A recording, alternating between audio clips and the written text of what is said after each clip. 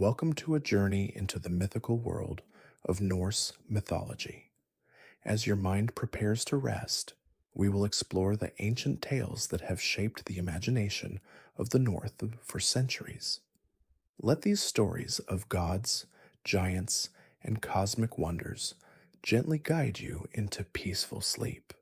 If you find solace in these ancient narratives, please give this video a like and subscribe for more tranquil journeys through the mysteries of history.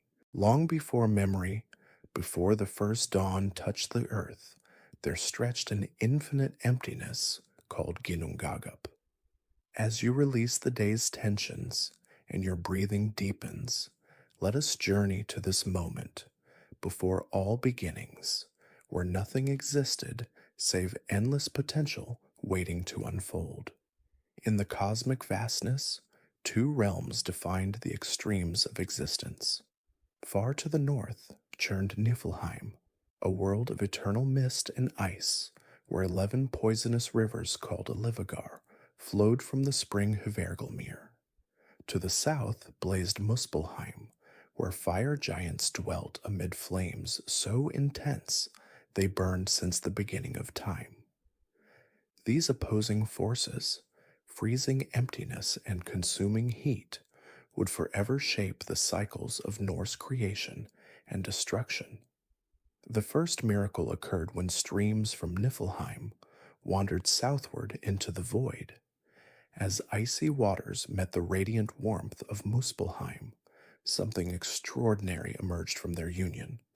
The mingling of opposites gave birth to Ymir, the ancestor of all giants, a being of pure elemental power, neither benevolent nor malevolent, but simply existing as the raw material of worlds yet to come. With Ymir came Audumbla, the primordial cow whose 4 milk streams sustained the giant through his dreamless sleep. As you drift toward your own peaceful rest, imagine Ymir slumbering in the cosmic darkness, his very dreams spawning new life. From the sweat of his sleeping body arose the first giant kind, a male and female pair from his left armpit, and a 6-headed being from his intertwined legs. Thus began the elder race that would forever challenge the ordered world. During her endless wandering, Audumbla discovered peculiar salt stones within the void. Day after day, she licked these formations, gradually revealing something wondrous: the head, then shoulders, then entire form of Buri, first of the god kind. Buri fathered Bor, who sought companionship with Bestla, daughter of giants. From their unlikely union came 3 sons who would reshape existence itself: Odin, Vili, and Ve. These divine brothers surveyed the growing chaos of Ymir's descendants and recognized a choice: allow disorder to multiply unchecked, or impose structure through decisive action. They chose creation through transformation, slaying Ymir in an act that would define the cosmos. As the primordial giant fell, his blood formed such vast floods that all giants perished save 2, Bergelmir and his wife, who found shelter in a makeshift vessel and later repopulated their kind in distant lands. From Ymir's tremendous corpse, the brothers crafted the foundation of all worlds. His flesh formed the good earth of Midgard, where humans would eventually flourish. Mountains rose from his massive bones, while scattered pebbles and rocks emerged from smaller fragments. The giant's blood became every ocean, river, and lake that would grace the new creation. Above all, they shaped Ymir's skull into the bowl of heaven, supporting it at 4 corners with equally mighty dwarfs.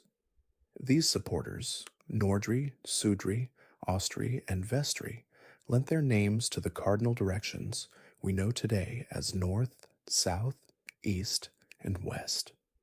To bring light and time to their creation, the brothers gathered glowing sparks from ever-burning Muspelheim. They set these celestial fires on paths across the sky dome, establishing the dance of sun and moon that would mark days, seasons, and years throughout the ages. As your mind grows peaceful and thoughts begin to scatter like dandelion seeds, picture the brothers making their final creation. Two fallen trees, an ash and an elm, had washed upon the shores of their new world. Seeing potential companions for their work, they carved these into human form, then breathed life into them. Odin gave spirit and breath, Vili bestowed intelligence and feeling, while Ve granted the senses that would connect humanity with their world. Ask and Embla, the first man and woman, awakened to populate the middle world with their descendants. Now imagine the cosmic architecture that emerged to connect all realms of being. Rising from the center of creation stands Yggdrasil, the world tree of incomprehensible majesty. This ash tree, whose name honors Odin's future sacrifice upon its branches, extends beyond mortal sight, creating the axis around which all 9 worlds revolve. 3 immense roots support this cosmic pillar. One delves deep into Asgard, realm of the gods, with their golden halls and rainbow bridges. Another reaches into Jotunheim, the rugged territory claimed by giants and trolls. The third penetrates mysterious Niflheim, where shadows pool and the dead eventually gather. Supported by these roots, 9 distinct worlds find their places in cosmic harmony. Highest dwells Asgard, where gods feast in magnificent halls like Valhalla, preparing chosen warriors for battles yet to come. Connecting Asgard and Midgard stretches Bifrost, the trembling rainbow bridge that reveals itself to mortals as northern lights dancing across winter skies. Sunlit Alfheim houses the Light Elves, beings of grace and beneficial magic. Vanaheim provides haven for the Vanir, the second tribe of gods whose gifts include prophetic wisdom and fertile abundance. At creation's heart lies Midgard, the human realm, encircled by a vast ocean where lurks Jormungandr, the world serpent whose coils embrace the entire earth. Dark elves and master smiths inhabit Svartalfheim and Nidavellir, realms of mountains and underground forges, where magical artifacts take shape through dwarfcraft. Across wild frontiers stretches Jotunheim, ancient homeland of giant kind. Ever-burning Muspelheim awaits in the south, where fire giant Surtur tends his flaming sword. Finally, misty Niflheim encompasses Hel's kingdom, domain of the goddess who receives those who pass from sickness, age, or peaceful deaths. The world tree itself lives as more than mere connection between realms. Nidhogg, the great dragon, continuously gnaws at its lower roots while seeking to topple the cosmic order. Majestic deer browse among its leaves, and at its crown perches Hraesvelgr, the corpse-swallowing eagle whose wing beats generate every wind that blows through the 9 worlds. Between crown and root scurries Ratatoskr, a squirrel whose only purpose seems spreading discord through messages carried between eagle and serpent. Each dawn, the Norns arrive to minister to Yggdrasil's well-being. These weaver women, representing past, present, and future, tend the tree with sacred water drawn from Urd's well, maintaining the cosmic structure despite constant attacks from chaotic forces. Through these creation tales, the Norse comprehended their universe as dynamic tension between order and chaos, creation and destruction, divine plan and wild chance. They knew that while gods maintained cosmic order, this arrangement remained essentially temporary, destined to culminate in Ragnarok, when fire and flood would consume all structured existence. Yet hope persisted within this apparently grim vision. Beyond destruction lay renewal, a cleansed earth emerging green from receding waters, surviving deities, rediscovering wisdoms lost, and new humanity stepping forth from Yggdrasil's shelter to begin existence anew. This cyclical understanding offered profound comfort to people whose lives were shaped by harsh seasons and ever present threats. As sleep beckons and consciousness dissolves into dreams, let these images settle into your imagination. See Yggdrasil connecting all worlds. Feel the creative tensions that sparked the cosmos. Understand the delicate balance maintained through divine vigilance. These stories remind us that order emerges from chaos, renewal follows destruction, and courage matters most when facing life's inevitable changes. Tomorrow, we'll meet the divine inhabitants of these cosmic realms, the Aesir and Vanir, whose personalities, conflicts, and adventures reveal human insights about power, wisdom, and destiny.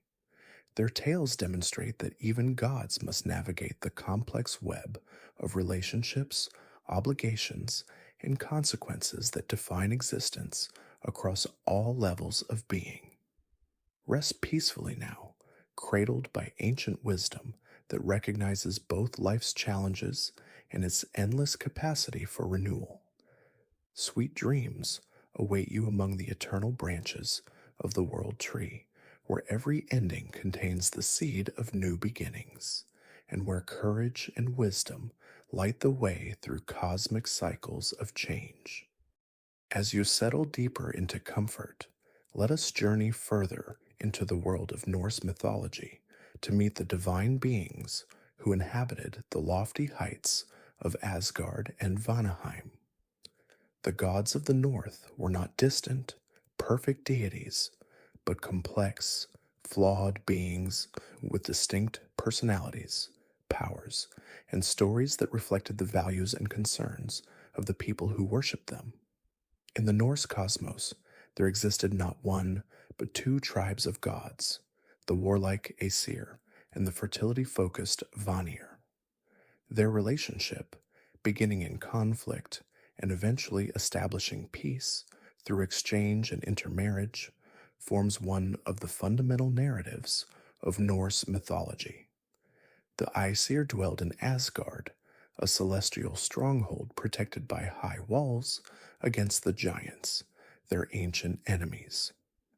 Led by Odin, the Aesir were primarily gods of war, governance, craftsmanship, and the natural elements.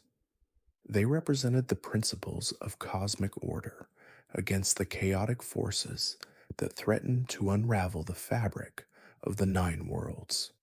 As you breathe deeply and allow your muscles to relax, envision the magnificent hall of Valhalla in Asgard, where Odin, the All-Father, sits upon his high seat, Hlidskjalf. From this throne, his gaze can penetrate all nine worlds, observing the affairs of gods and mortals alike. One-eyed and silver-bearded, Odin wears a blue cloak and a wide-brimmed hat that shadows his face. His shoulders bear his two ravens, Hugin and Munin, thought and memory, who fly throughout the worlds each day, returning to whisper all they have seen and heard into his ears. Odin's nature contains many contradictions. He is the god of wisdom, poetry, and magic, yet also the fury of battle and the unpredictable storm. He seeks knowledge relentlessly, sacrificing his eye for a drink from Mimir's well of wisdom, hanging himself from Yggdrasil for 9 nights to discover the secrets of the runes. His name means fury or frenzy, reflecting how he could inspire both poetic ecstasy and battle madness in his followers. At Odin's side rules his wife Frigg, queen of Asgard and goddess of marriage, motherhood, and household. Though less prominently featured in surviving myths than some other goddesses, Frigg possesses the power of prophecy, knowing the fate of all beings, though she never reveals these secrets. As your body grows heavier and your thoughts slower, imagine her spinning clouds into thread on her distaff, weaving the fates of mortals and immortals alike in her quiet wisdom. The most beloved of the Aesir among the common people was Thor, the mighty Thunderer. Red-bearded and immensely strong, Thor protects both gods and humans from the chaos of the giants. Unlike his father Odin, who relies on cunning and manipulation, Thor is straightforward and reliable. His mighty hammer Mjolnir creates thunder as it strikes, and lightning flashes when he hurls it against his enemies. Farmers and sailors especially honored Thor, praying for favorable weather and protection from storms. Picture Thor's massive chariot pulled across the sky by two goats, Tangrisnir and Tangenjoster. When hungry, Thor could slaughter these magical beasts, feast upon their flesh, and resurrect them the next day by hallowing their bones with Mjolnir, provided all bones remained unbroken. In one tale, a farmer's son marrows one of the goat's leg bones during dinner, causing the animal to rise with a permanent limp, much to Thor's displeasure.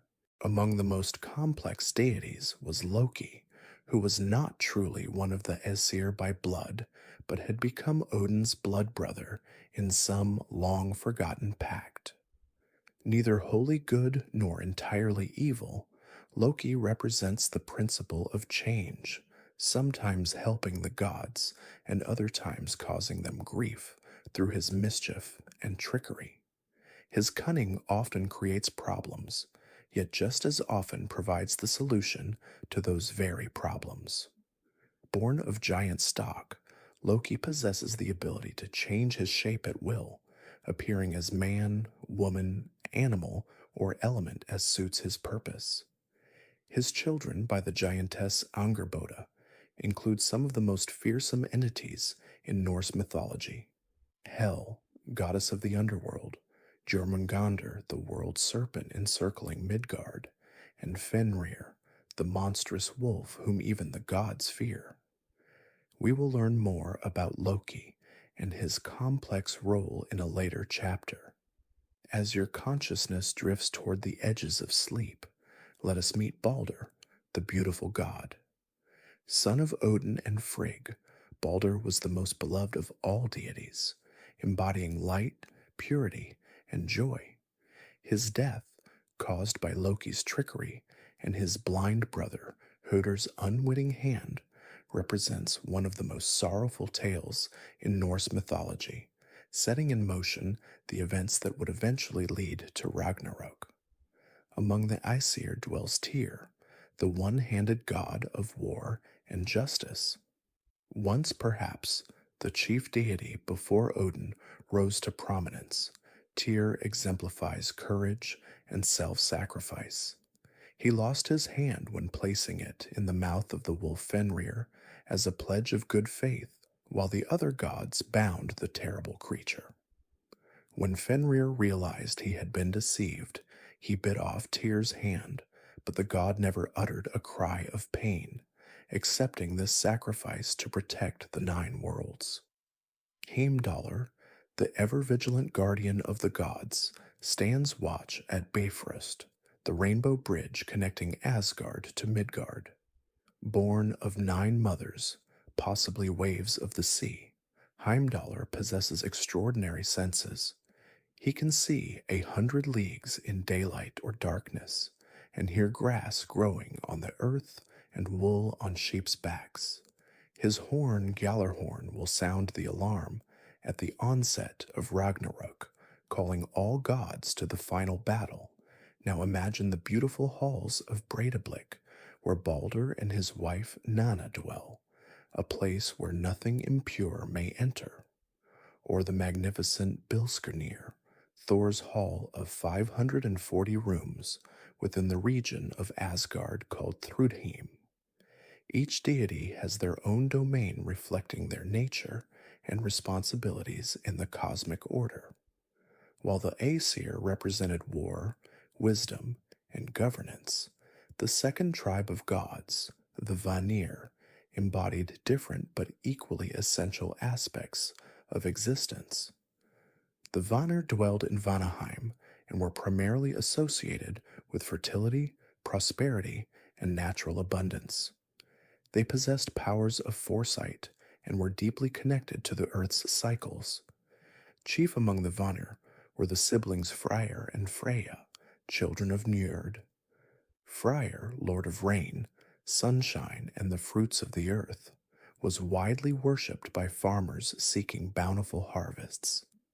His twin sister Freya, arguably the most complex goddess in Norse mythology, held dominion over love, beauty, fertility, and gold, yet also claimed half the warriors slain in battle, the other half belonging to Odin.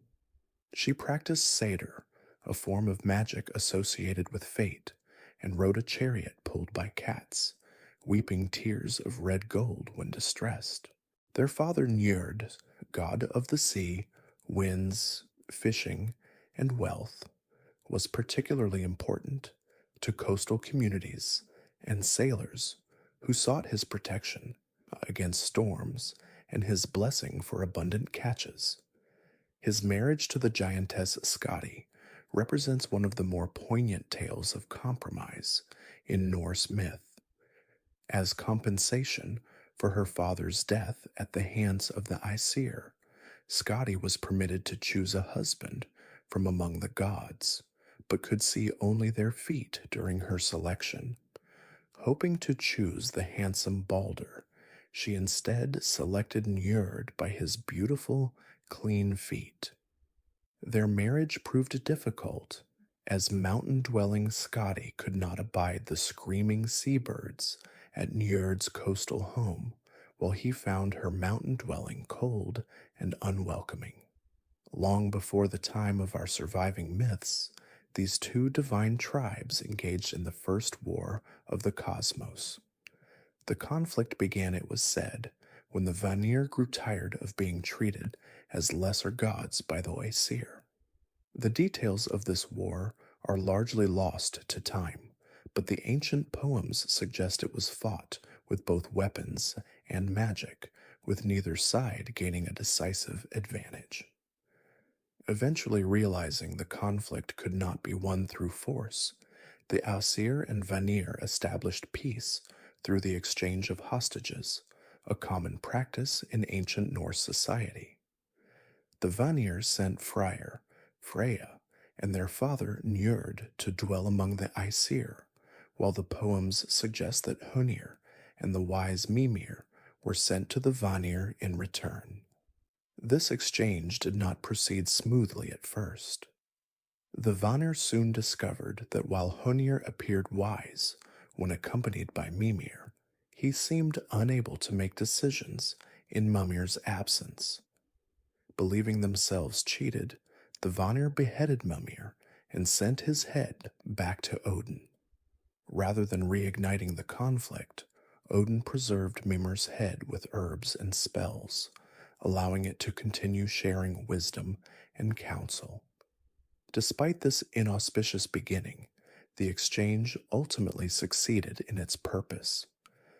The former Vanir deities became fully integrated with the Aesir, bringing their powers of fertility and prosperity to complement the warlike and governance aspects of the original Asgardians.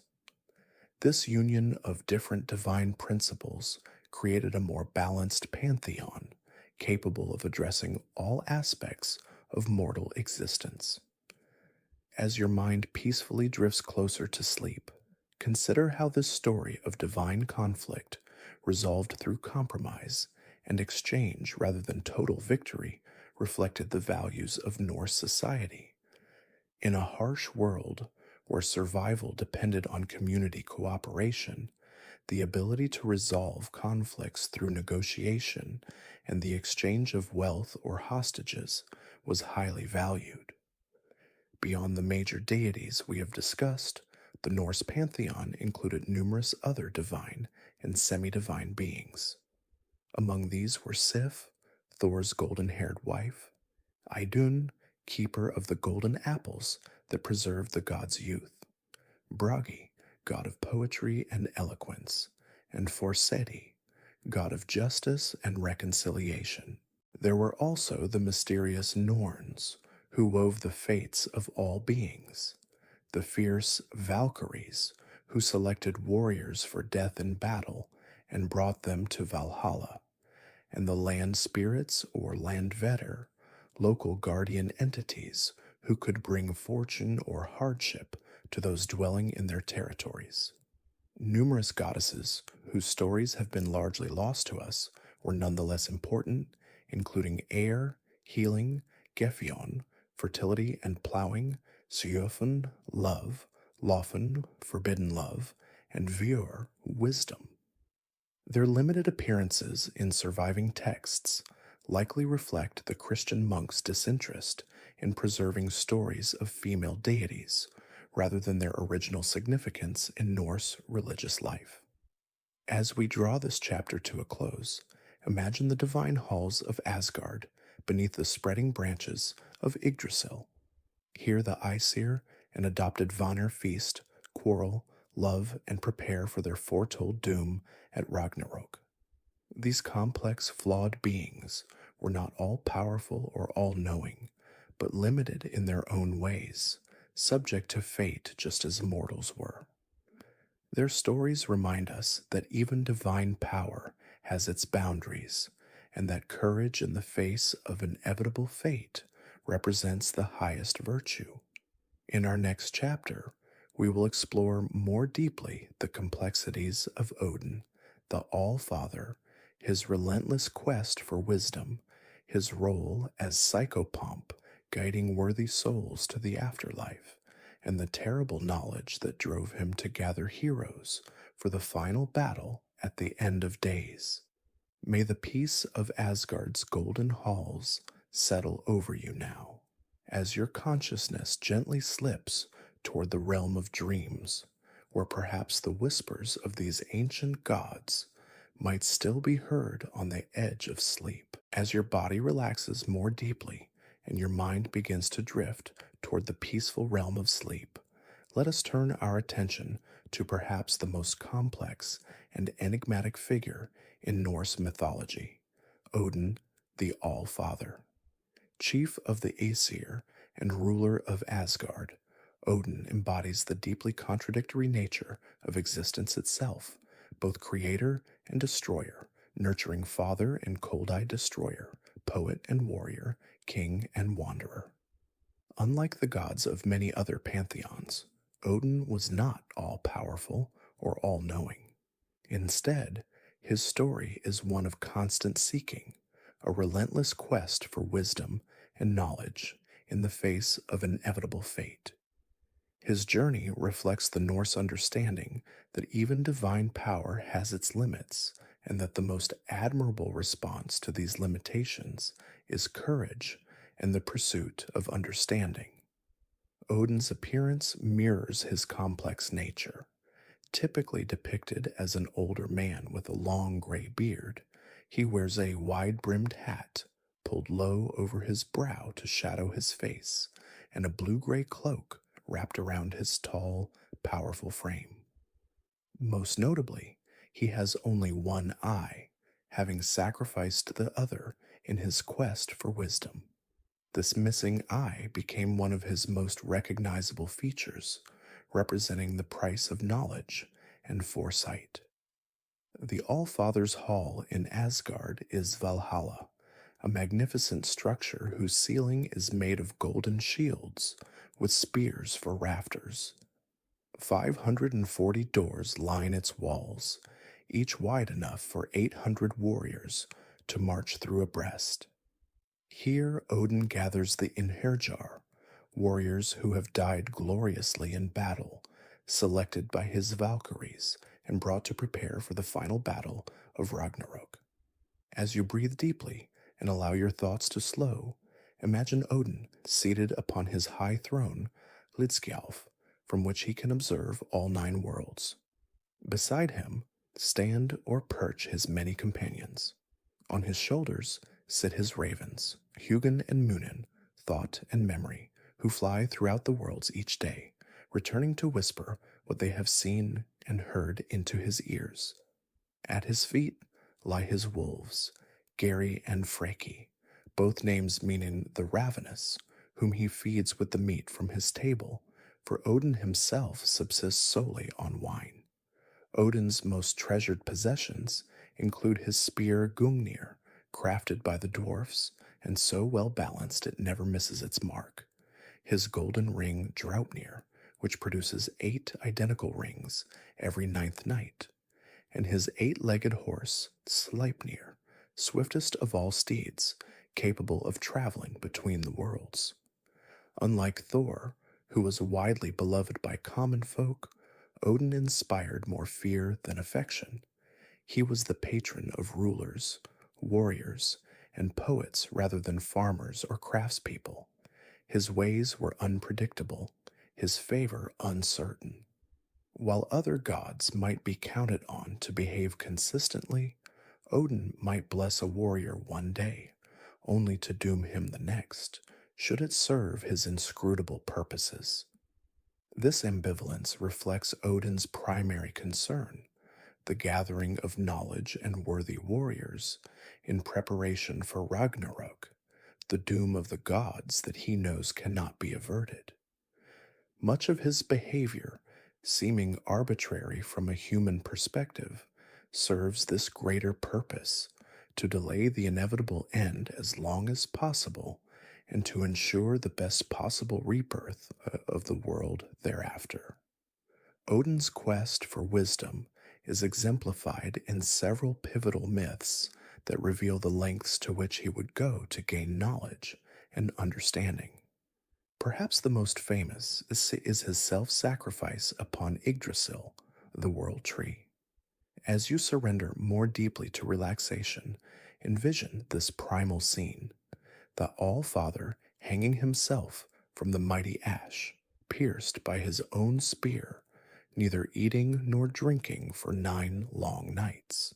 As the ancient poem Havamal recounts, I know that I hung on a windy tree 9 long nights, wounded with a spear, dedicated to Odin, myself to myself, on that tree of which no man knows from where its roots run. During this ordeal, on the verge of death, Odin peered downward and spied the runes, ancient symbols of power and meaning that had previously been hidden from both gods and mortals. With a final effort, he seized them, understanding their significance and uses, before falling from the tree, enriched with this vital knowledge. This voluntary self-sacrifice illustrates a pattern in Northern European shamanic practices. The wounded healer who must first experience suffering and symbolic death before gaining healing powers and wisdom. By hanging on the world tree, Odin symbolically died to be reborn with greater knowledge, creating a paradigm that would be reflected in human shamanic initiations throughout the Norse world. Another pivotal moment in Odin's quest came when he sought a drink from Mimir's well, also called the Well of Wisdom, which lay beneath one of Yggdrasil's roots. The well contained not water, but mead, the essence of wisdom and poetry itself. Its guardian, Mimir, demanded a steep price for a single draught, one of Odin's eyes. Without hesitation, Odin plucked out his eye and placed it in the well, then drank deeply of the waters of wisdom. From that day forward, his missing eye remained in Mimir's care, gazing into the depths of the well and all the knowledge it contained, while with his remaining eye, Odin continued to survey the 9 worlds from his throne. If the sacrifice on Yggdrasil granted Odin knowledge of the runes and their power, the sacrifice at Mimir's well gave him something perhaps even more valuable: insight into the future, including the unavoidable doom of Ragnarok.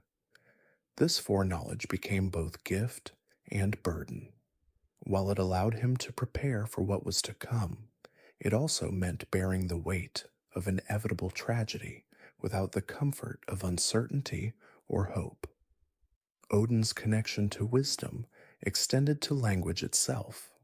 He was the god of poetry, particularly the complex skaldic verse practiced by Norse court poets. According to myth, the mead of poetry, which granted eloquence and poetic inspiration to those who drank it, had been brewed from the blood of Kvasir, a being of immense wisdom created from the saliva of the Aesir and Vanir at the conclusion of their war. This precious mead was stolen by the giant Suttung, who hid it in a mountain under the guard of his daughter Gunnlod. Determined to retrieve this treasure, Odin disguised himself as a wanderer named Bulverk, evildoer, and worked for Suttung's brother Baugi for an entire summer. As payment, he asked only for a single sip of the precious mead. When Baugi reluctantly drilled a hole into the mountain at Odin's insistence, the disguised god transformed himself into a serpent and slithered through. Inside, he found Gunnlod guarding 3 vessels containing the mead. Odin seduced the giantess, persuading her to allow him 3 sips, 1 from each vessel. True to his trickster nature, Odin drained all 3 containers completely, transformed into an eagle, and flew back to Asgard with the precious liquid in his belly. Pursued by Suttung, also in eagle form, Odin barely managed to reach Asgard, where he spat the mead into vessels the gods had prepared. Some drops fell to Midgard during his flight, becoming what the Norse called the rhymester's share, the small gift of lesser poetic talent available to ordinary humans. The true mead of poetry, however, remained with the gods, to be granted only to those mortals they deemed worthy. This tale of deception, seduction, and thefts reveals another aspect of Odin's complex character. While he sought wisdom and knowledge above all else, he was not above using trickery or breaking oaths to achieve his goals. Unlike Thor, who typically confronted challenges directly with strength and courage, Odin employed guile, disguise, and manipulation when necessary. As your consciousness continues its gentle descent toward sleep, consider Odin's role as a wanderer. Disguised in a broad-brimmed hat and blue cloak, leaning on a staff, the All-Father would travel throughout Midgard, testing the hospitality and wisdom of mortals. These journeys served multiple purposes: gathering intelligence about events in the human realm, identifying worthy warriors for his Einherjar, and occasionally intervening in human affairs when it served his larger plans. Many Norse tales begin with Odin's arrival at a hall or homestead, where his reception would determine the fate of those dwelling there. Those who showed proper hospitality to the disguised god might receive blessings or counsel, while those who mistreated him would face his displeasure, a dangerous prospect indeed. These wanderings connect Odin to shamanic traditions found throughout northern Eurasia, where practitioners were believed to journey between worlds in various guises. The very name Odin derives from the Old Norse Adr, meaning frenzy or ecstasy, referring to the altered state of consciousness associated with both poetic inspiration and shamanic trance. Odin's shamanic aspects are further reflected in his animal associations. His ravens represent his far-seeing thought and memory, while his wolves embody his more predatory aspects. His 8-legged horse Sleipnir, born of Loki in mare form, and the stallion Svadilfari, resembles the spirit horses on which shamans of various northern traditions were said to journey between worlds. As the All-Father, Odin was progenitor of many divine and human lineages. With his wife Frigg, he fathered Balder, the most beautiful and beloved of the gods, as well as Hooder, the blind god who would unwittingly slay his brother.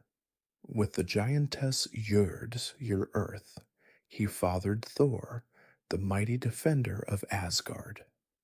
Several royal dynasties throughout Scandinavia claimed descent from Odin, using this divine ancestry to legitimize their rule. Yet despite his status as father of gods and men, Odin's interactions with his children could be troublingly cold and pragmatic. For instance, he fathered Vali with the giantess Rindr for the sole purpose of avenging Balder's death. A son born to kill another of Odin's sons, Hooder, and then presumably to serve no further purpose in the All-Father's schemes. As Lord of the Slain, Odin maintained a complex relationship with death and the afterlife. While Hel, daughter of Loki, ruled the misty realm where most dead eventually dwelled, Odin claimed half of all those who died in battle for his own hall, Valhalla. Here they would feast each night on endless supplies of meat from the boar Seidr, who was reborn each morning to be slaughtered again, and mead from the udder of the goat Heidrun. By day, these Einherjar would battle one another in training for Ragnarok, their wounds healing miraculously each evening before the feast. This afterlife of perpetual battle and celebration represented the ideal existence for a warrior culture that valued glorious death over peaceful old age. Odin's gathering of the slain was not merely generosity toward valiant warriors, but necessity. He knew that at Ragnarok, he would need every skilled fighter he could muster to face the combined forces of giants, monsters, and the dishonored dead.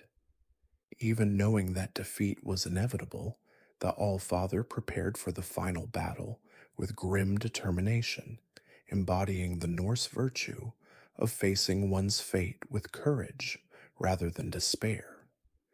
This foreknowledge of doom gives Odin's character its tragic dimension. Unlike mortals, who might hope for different outcomes, Odin understands precisely how the end will unfold, including his own death in the jaws of the great wolf Fenrir. Yet he continues his preparations, gathering knowledge and warriors, seeking not to avoid his fate, but to meet it with all possible resources at his command. In this, he exemplifies the core Norse value of maintaining courage in the face of inevitable end. The 9th century poem Havamal, Words of the High One, attributed to Odin himself, expresses this philosophy. Cattle die, kindred die, every man is mortal, but the good name never dies of one who has done well. As sleep begins to embrace you more fully, reflect on how Odin's complex, contradictory nature mirrored the harsh realities of life in the North. In a world where survival was never certain, where summer's abundance could quickly give way to winter's scarcity, where peace could shatter into violence without warning, the chief of gods could be no simple figure of benevolence or stability. Instead, Odin embodied the fundamental uncertainty of existence, while simultaneously representing the most admirable response to that uncertainty, the relentless pursuit of wisdom and courage in the face of inevitable end. His sacrifices for knowledge, his eye, his comfort, even temporarily his dignity, demonstrate that understanding is worth any price. For the people of the North, Odin was not a distant deity to be worshipped blindly, but a model of how to face life's harshest realities with intelligence, resourcefulness, and unwavering courage. Even knowing that defeat awaits, one prepares for battle. Even knowing that winter comes, one gathers the harvest. Even knowing that death approaches, one lives with purpose and seeks understanding. In our next chapter, we will explore Thor, Odin's powerful son and the most beloved god among ordinary Norse people. Unlike his father's complexity and unpredictability, Thor represented steadfast protection, straightforward strength, and the defense of cosmic order against the chaotic forces that threatened gods and humans alike. May Odin's wisdom guide you now as you journey deeper into the realm of dreams, where perhaps, like the All-Father himself, you might find revelation and renewal in the darkness before dawn. As your mind gently releases the concerns of the day and your body sinks deeper into comfort, let us turn our attention to Thor, the mighty Thunderer, beloved protector of both Asgard and Midgard. Unlike the complex and sometimes unsettling figure of his father Odin, Thor represented something reassuringly straightforward, the powerful defender who stood between ordinary people and the chaotic forces that threatened their existence. If Odin embodied the aristocratic values of wisdom, magic, and political cunning, Thor represented the common virtues of strength, courage, and steadfast reliability. Where Odin might be fickle in his favor, Thor was consistent. Where Odin might employ deception to achieve his goals, Thor preferred direct confrontation. These qualities made him the most popular deity among ordinary Norse people who saw in the Thunderer a divine champion they could understand and trust. As you breathe deeply and release tension from your muscles, imagine Thor striding across the heavens. He stands tall and broad-shouldered, with a thick red beard and fierce eyes that flash like lightning when his famous temper is roused. His arms bulge with muscles developed through countless battles against the enemies of cosmic order. Around his waist, he wears Megingjord, his belt of strength, which doubles his already formidable power when buckled. On his hands are iron gloves, Jarngreipur, and necessary for grasping his most famous possession, the mighty hammer Mjolnir. This remarkable weapon, whose name means crusher or grinder, was forged by the dwarf brothers Sindri and Brokkr. During its creation, Loki, in the form of a fly, bit Brokkr's eyelid, causing him to briefly stop working the bellows. This momentary lapse resulted in Mjolnir's only flaw. Its handle was shorter than intended. Despite this imperfection, the hammer became the most powerful weapon in the 9 worlds, capable of leveling mountains. When thrown, it would always return to Thor's hand, like lightning returning to the clouds after striking the earth. Beyond its use as a weapon, Mjolnir served several other important functions.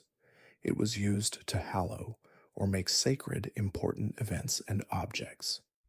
Thor would raise the hammer to bless marriages, births, and funeral pyres. Archaeological evidence suggests that hammer-shaped amulets were widely worn throughout the Viking world as symbols of protection and blessing, much as the cross was worn in Christian lands. Thor traveled across the sky in a chariot pulled by 2 goats, Tangrisnir and Tangjoster, whose names mean teeth-bearer and teeth-grinder. The rumble of his chariot wheels created thunder, while lightning flashed from Mjolnir as he hurled it against his enemies, primarily the giants who constantly threatened both gods and humans. These goats possessed the remarkable ability to be slaughtered and eaten, then restored to life the next day if their bones were kept intact and hallowed by Mjolnir. One popular tale describes Thor's journey to the giant Geirrod's stronghold, accompanied by Loki. Having been tricked by Geirrod into coming without his hammer, belt, or gloves, Thor finds help from a friendly giantess named Gridr, who lends him her own belt of strength, iron gloves, and a staff called Gridarvölr.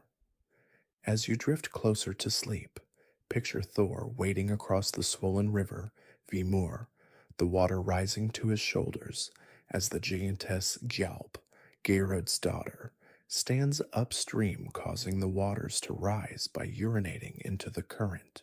With a great effort, Thor throws a boulder at Gjalp, following the Norse principle that a river must be stemmed at its source, then grasps a rowan tree, later called Thor's salvation, to pull himself from the raging waters. Upon reaching Geirrod's hall, Thor's invited to sit in the only available chair, which suddenly rises toward the ceiling. Realizing it is a trap, Thor presses Gridr's staff against the ceiling and pushes downward with all his might. A terrible scream is heard. Geirrod's daughters, Gjalp and Greip, had been hiding under the chair, intending to crush Thor against the ceiling, but instead he has broken their backs. Geirrod then challenges Thor to a game, throwing a glowing ball of iron at him. With the borrowed iron gloves, Thor catches the molten missile and hurls it back with such force that it passes through an iron pillar, through Geirrod himself, and through the wall of the hall. Such tales emphasized Thor's resourcefulness and strength even when deprived of his usual advantages.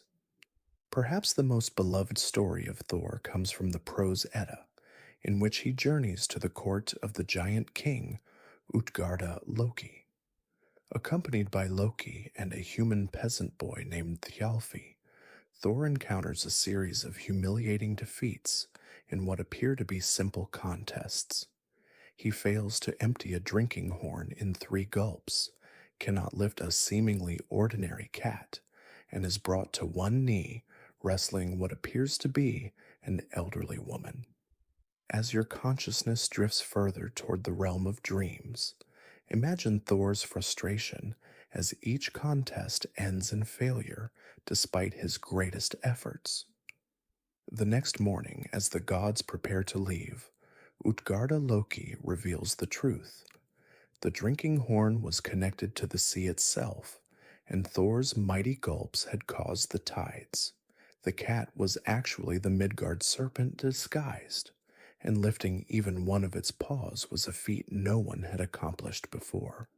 The old woman was in fact old age personified, against whom even the strongest must eventually fall to their knees.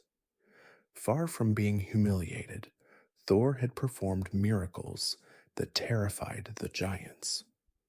This tale cleverly illustrates both Thor's immense strength and its limitations, while also demonstrating the giants' reliance on illusion and deception rather than fair contest, a common theme in Norse mythology. Another significant narrative involving Thor is the myth of his fishing expedition with the giant Hymir. Setting out to sea in Hymir's boat, Thor rows far beyond where the giant thinks it safe to venture. Using the head of Hymir's largest ox as bait, Thor then fishes for the Midgard serpent itself, Jormungandr, the enormous world-encircling serpent who is destined to be both his greatest enemy and his doom at Ragnarok. The serpent takes the bait, and Thor pulls with such might that his feet break through the bottom of the boat as he braces himself against the ocean floor. For a brief, terrible moment, Thor and Jormungandr stare into each other's eyes, mortal enemies meeting before their appointed time. Just as Thor raises Mjolnir to strike the serpent's head, the terrified Hymir cuts the fishing line, allowing Jormungandr to sink back into the depths. Thor, enraged, knocks Hymir overboard with a blow before wading back to shore. This encounter presages their final meeting at Ragnarok, when Thor will indeed slay the world serpent, but will then take only 9 steps before falling dead from its venom. Like many Norse tales, it emphasizes that even the gods have predetermined fates they cannot escape. Yet they face these fates with courage rather than resignation. Thor's relationship with Loki presents an interesting study in contrasts. Despite their vastly different natures, Thor straightforward and honorable, Loki cunning and duplicitous, the two are often depicted traveling together in the older myths. When Loki's mischief created problems, it was frequently Thor's strength that resolved them, as when Loki allowed the giant Thiazi to kidnap the goddess Idun, while Loki used his shape-shifting ability to rescue her. It was Thor who ultimately killed the pursuing giant. In another tale, when Loki's mischief results in the theft of Thor's hammer by the giant Thrymur, who demands the goddess Freya as bride price for its return, both gods must work together in an uncharacteristic way. Thor, much to his disgust, disguises himself as Freya in a wedding dress, with Loki accompanying him as his handmaiden. Despite some close calls, Thor's fierce eyes and enormous appetite nearly give away the deception. The ruse works long enough for Thor to reclaim Mjolnir when it is brought out to hallow the marriage.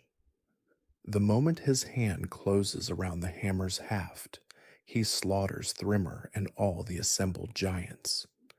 This story, with its comical elements and cross-dressing, reveals that even the hypermasculine Thor was willing to endure humiliation when necessary to fulfill his duty as protector. It also suggests that while the Norse valued traditional gender roles, they recognized that sometimes these boundaries needed to be crossed for the greater good. Thor's family life centers on his marriage to the golden-haired goddess Sif, though he also has a giantess concubine named Jarnsaxa.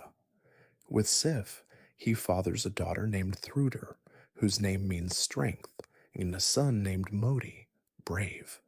With Jarnsaxa, he fathers his most famous son, Magni, mighty. Together with his half-brother Modi, Magni will survive Ragnarok and inherit Mjolnir in the renewed world, suggesting that Thor's protective power will continue even after his death. The story of Sif's golden hair involves Loki in one of his more malicious moments. For reasons never explained, Loki cuts off Sif's beautiful golden hair while she sleeps. A furious Thor threatens to break every bone in Loki's body, unless the Trickster restores what he has destroyed.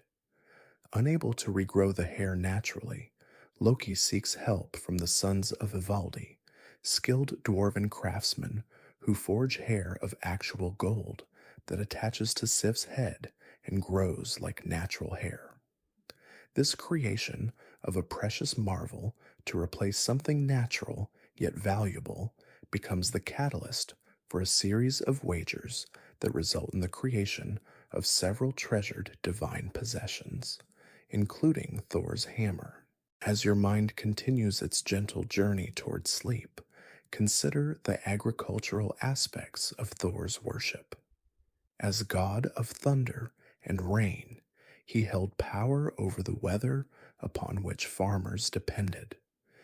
The lightning of his hammer cleansed the air and split the clouds to release life-giving rain. In spring, people would drink toasts to Thor for good harvests. After the harvest, they would thank him for his protection throughout the growing season. Archaeological evidence suggests that Thor's cult may have grown in popularity during the late Viking Age, possibly as a reaction against the encroachment of Christianity. While social elites might find Odin's complex nature appealing, common people rallied around Thor's straightforward protective power and resistance to chaotic forces, perhaps seeing in him a champion of traditional ways against foreign influences. Thor's enduring appeal lies in his accessibility. Despite being a god of immense power, he embodies qualities that ordinary people could understand and aspire to: physical courage, protectiveness toward family and community, straightforward honesty, and unwavering determination. When facing giants or monsters, he relies not on magic or deception, but on strength and endurance, qualities that ordinary warriors could emulate, even if they could never match his divine power. His famous temper, while fearsome, is not arbitrary but roused by genuine threats and injustice.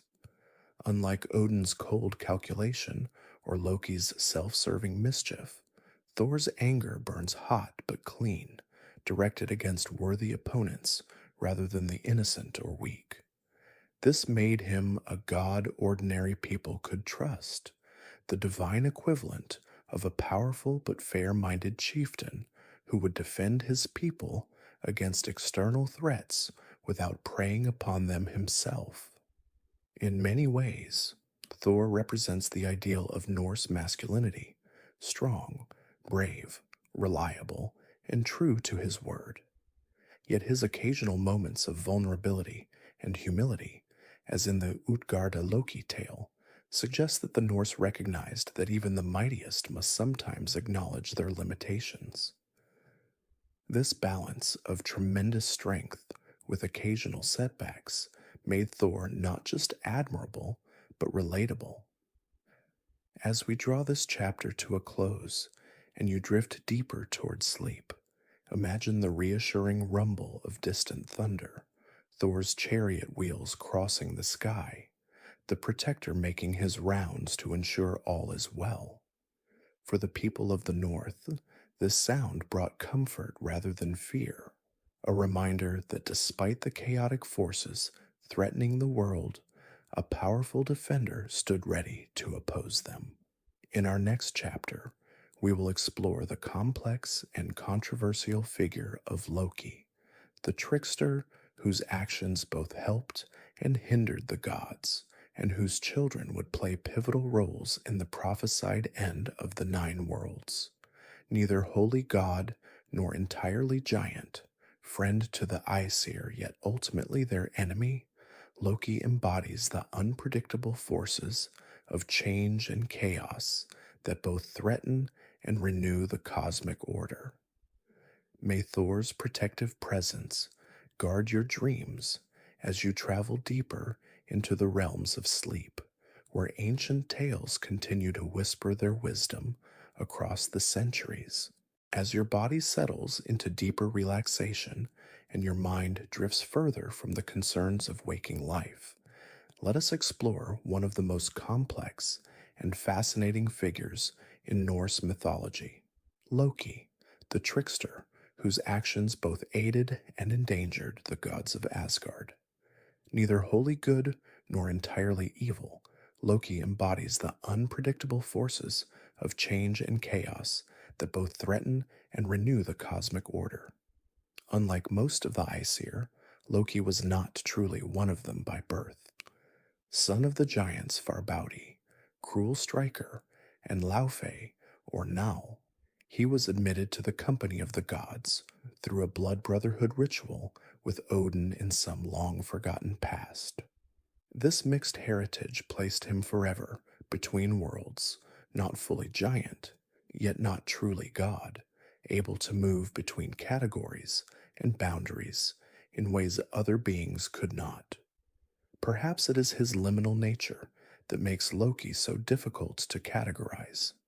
While modern interpretations often cast him as a villain, the original Norse sources present a more nuanced figure.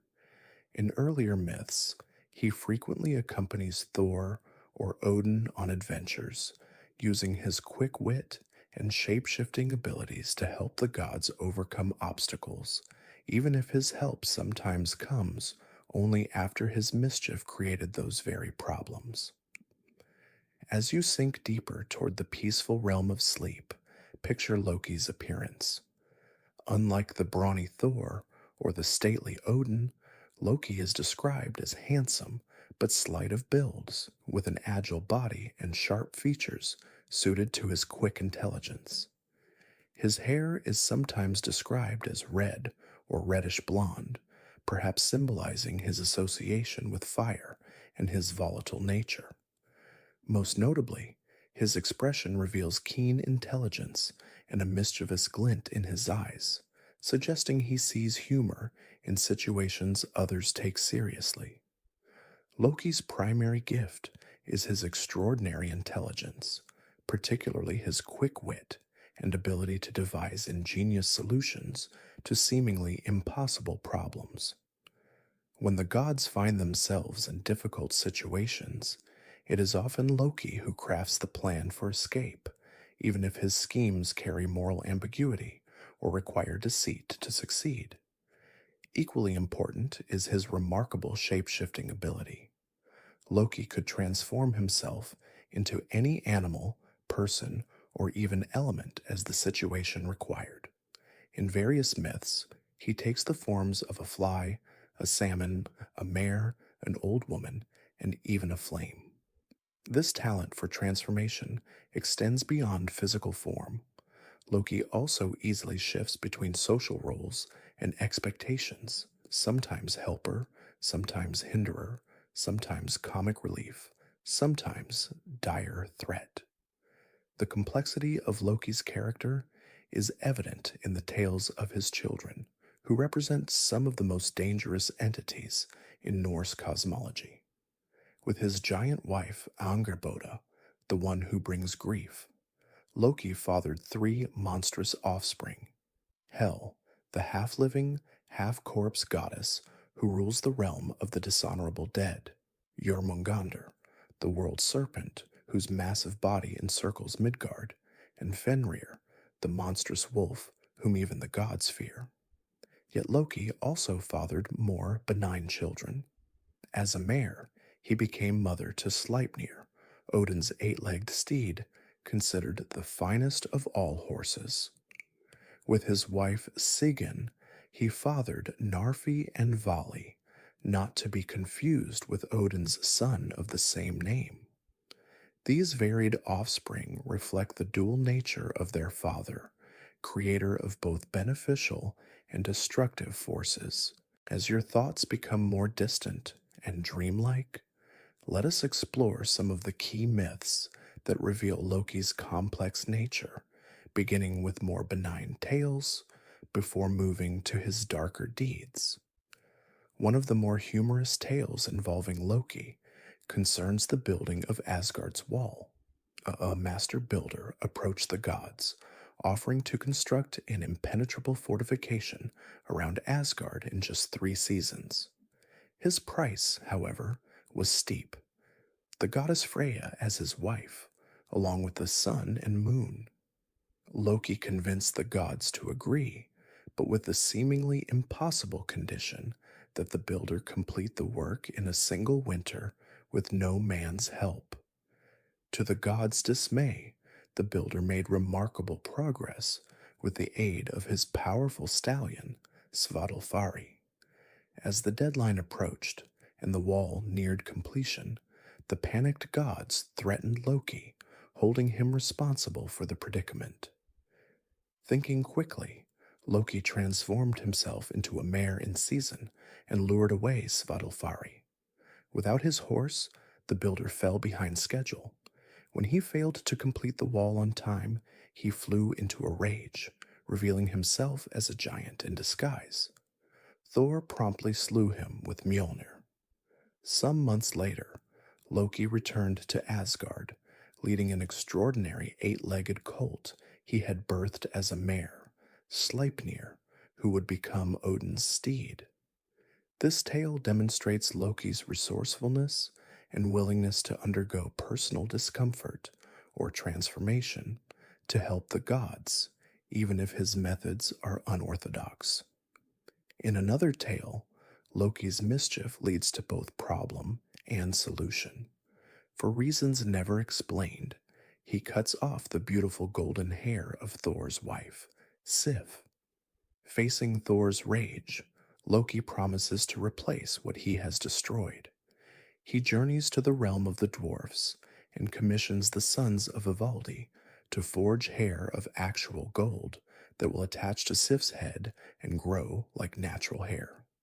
Not content with merely replacing Sif's hair, Loki obtains additional treasures: Odin's spear Gungnir that never misses its target, and Freyr's ship Skidbladnir that can fold small enough to fit in a pocket, yet expand to carry all the gods.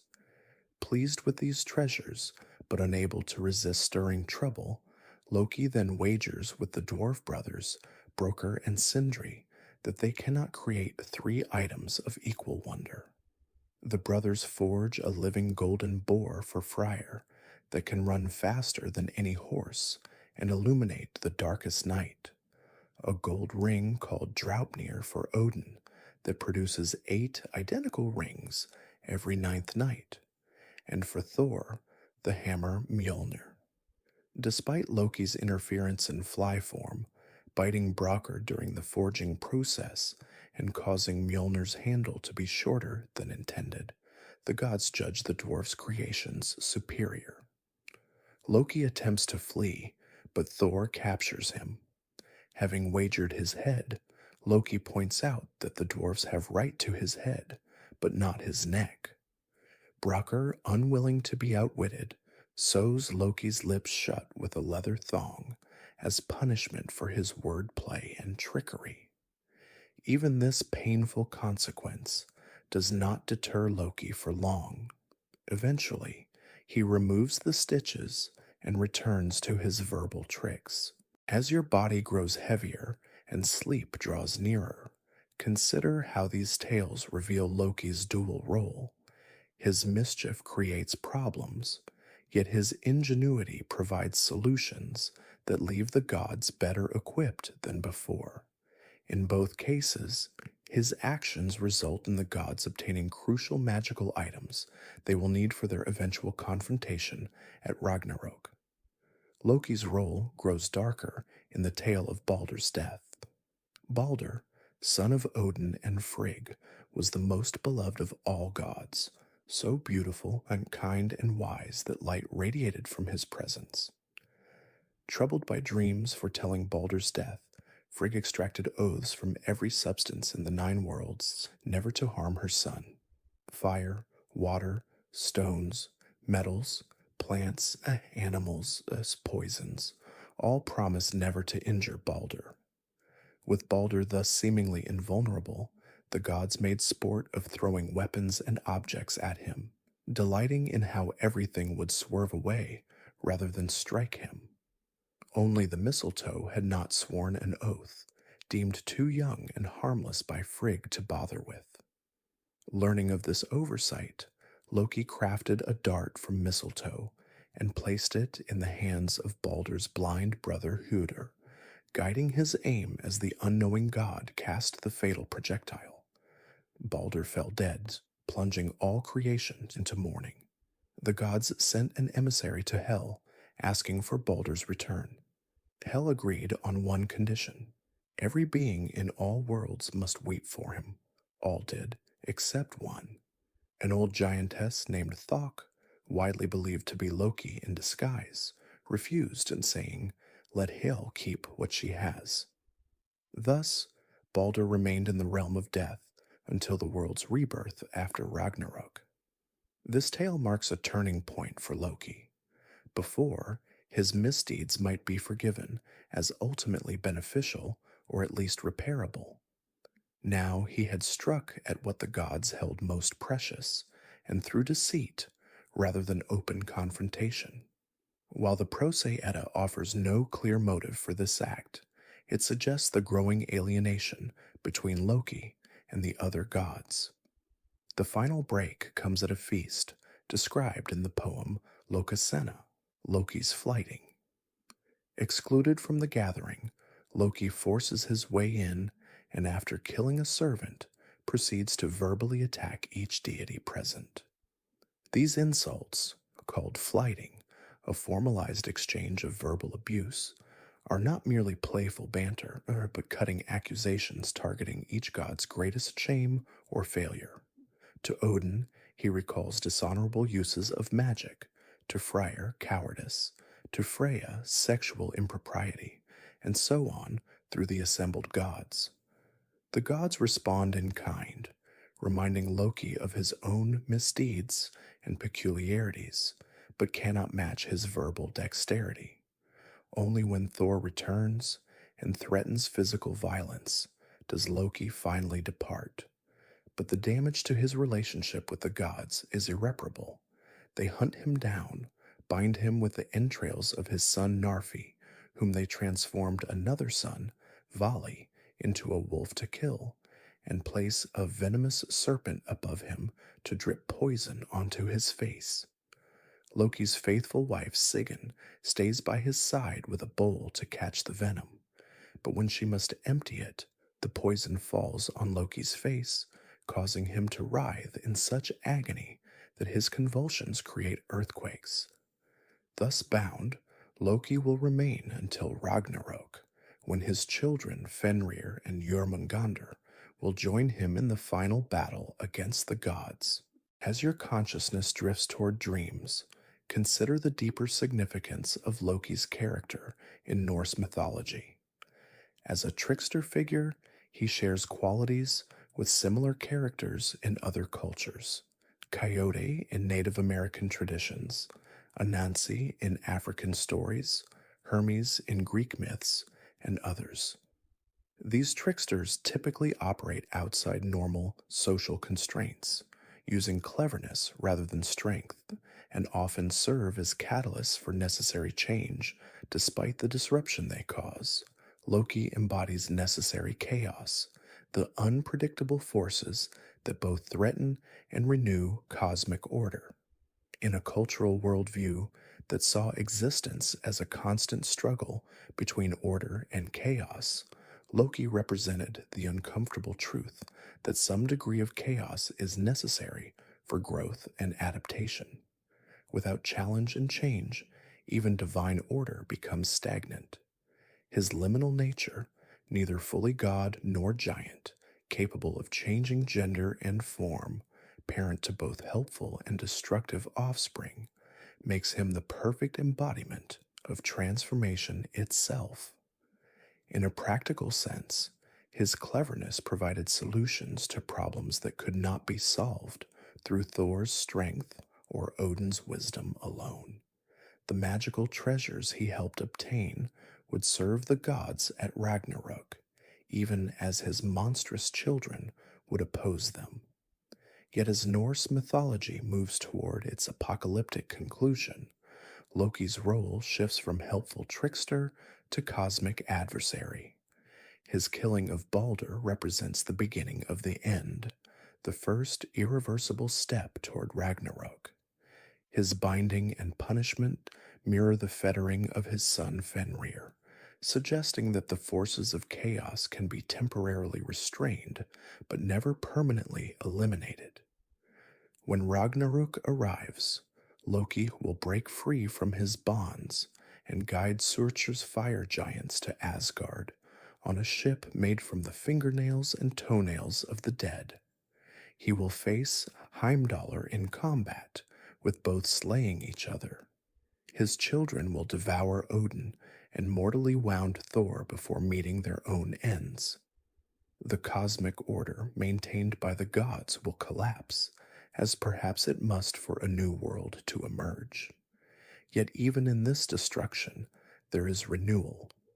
After Ragnarok, surviving gods will discover golden game pieces in the grass, the same ones their predecessors once used, suggesting that the cycle of creation, destruction, and rebirth continues. Balder will return from hell, embodying the hope that emerges after even the darkest catastrophe. This cyclical view reveals Loki's deepest significance.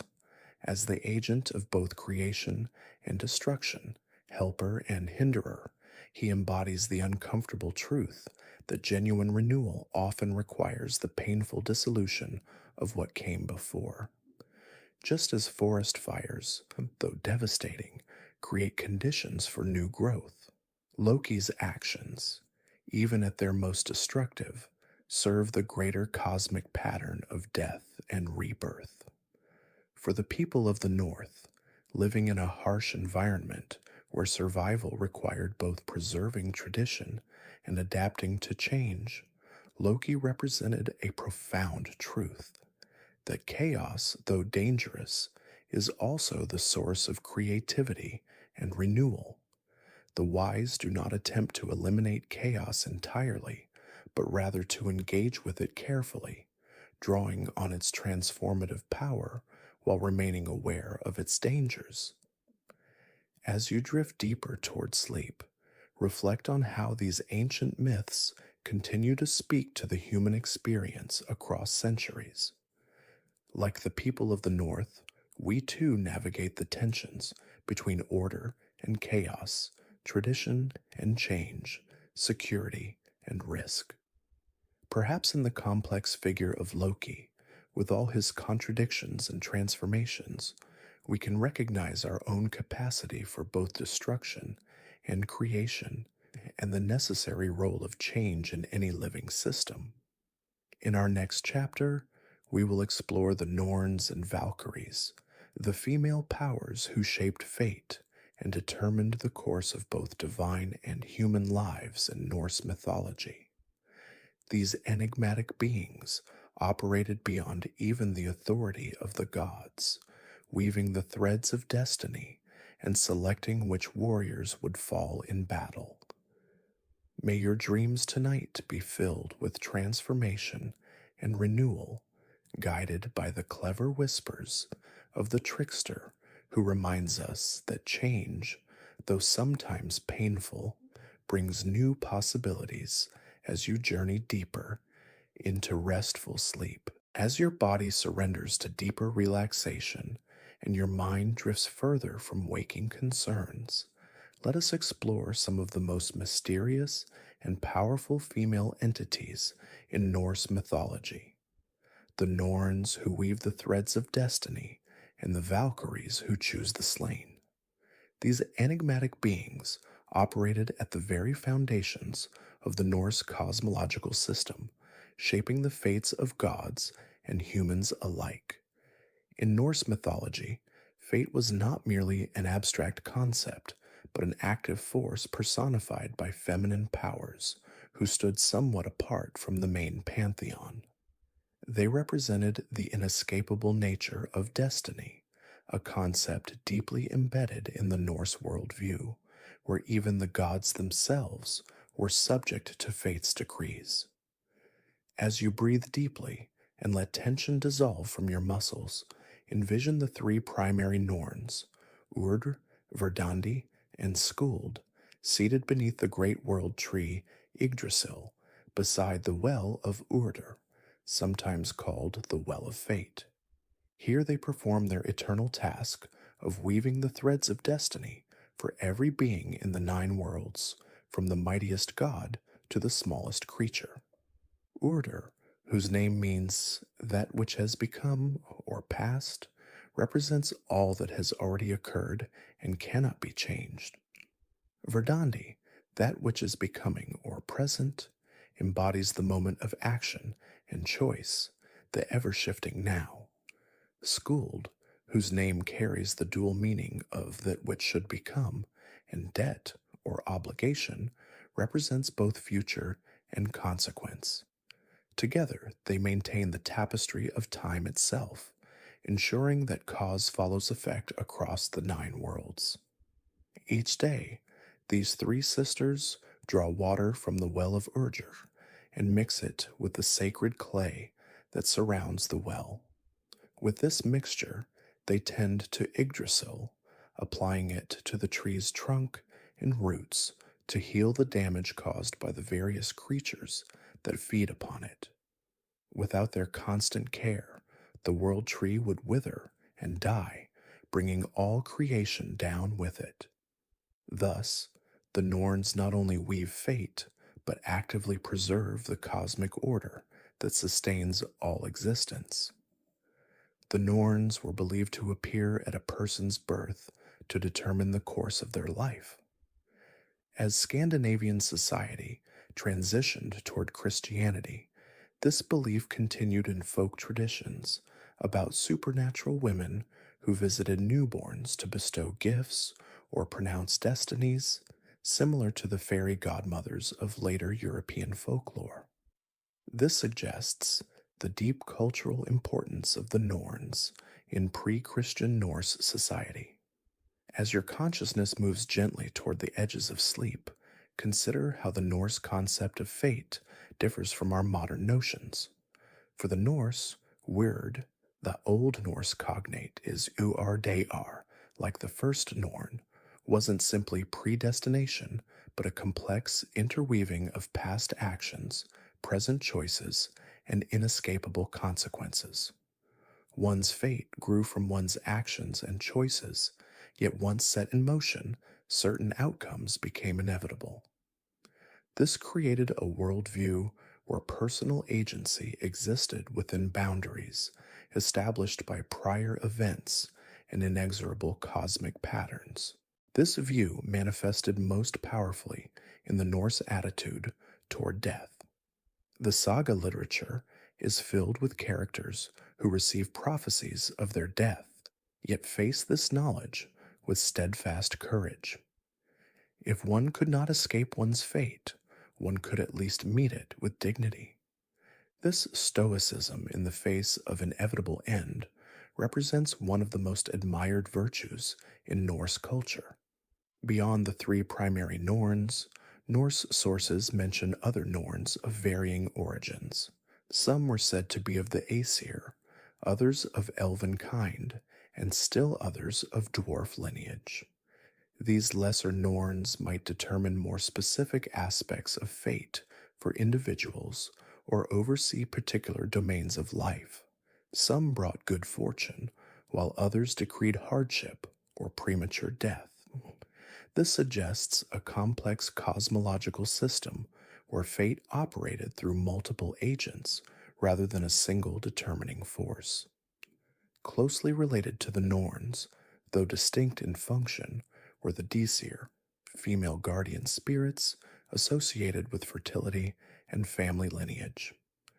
These beings watched over individuals, families, or clans, offering protection but sometimes demanding sacrifice.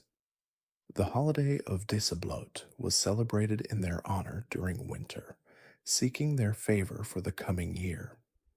The complex relationship between the Aesir and the Norns remains somewhat obscure in surviving sources, but both represent feminine powers operating at the foundations of Norse cosmology.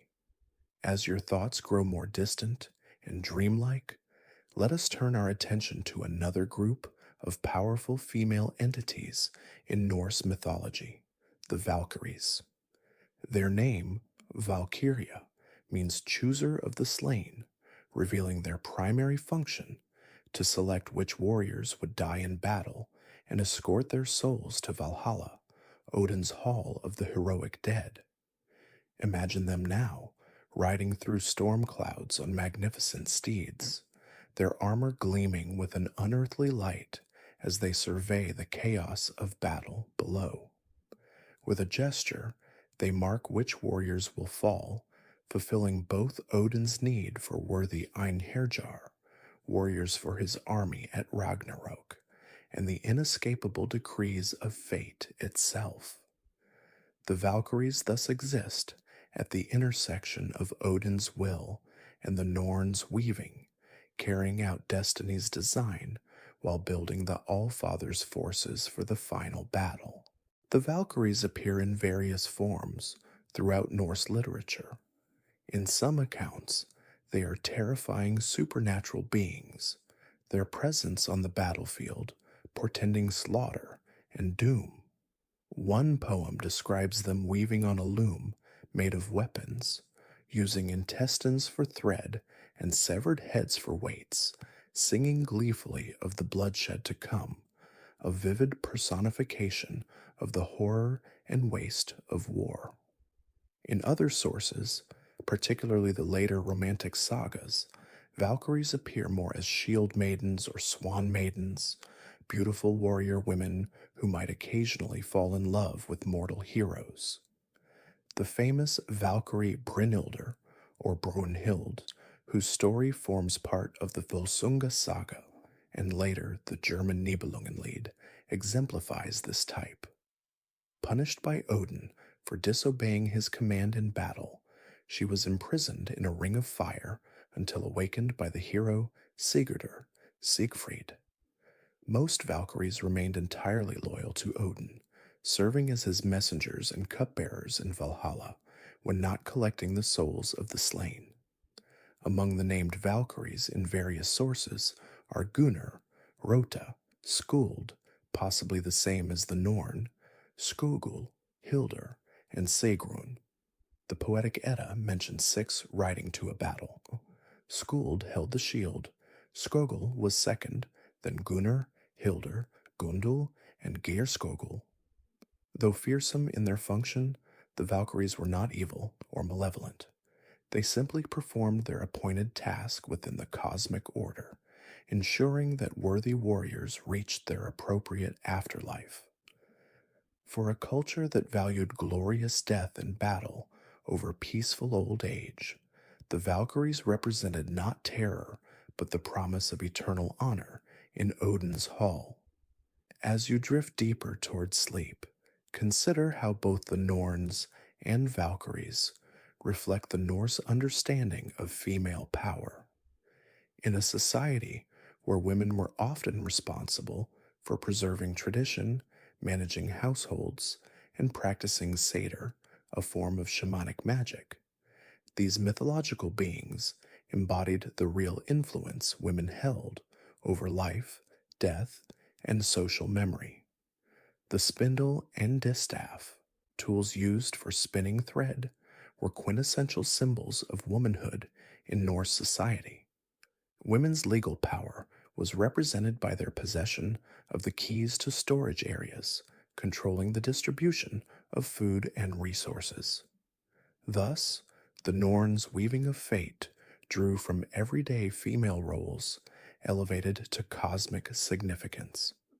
Similarly, the Valkyries reflected women's historical roles in encouraging warriors, tending wounds, and preserving the memory of the fallen through poetry and monument. Other powerful goddesses and female beings populated the Norse cosmos, each with her own domain and powers.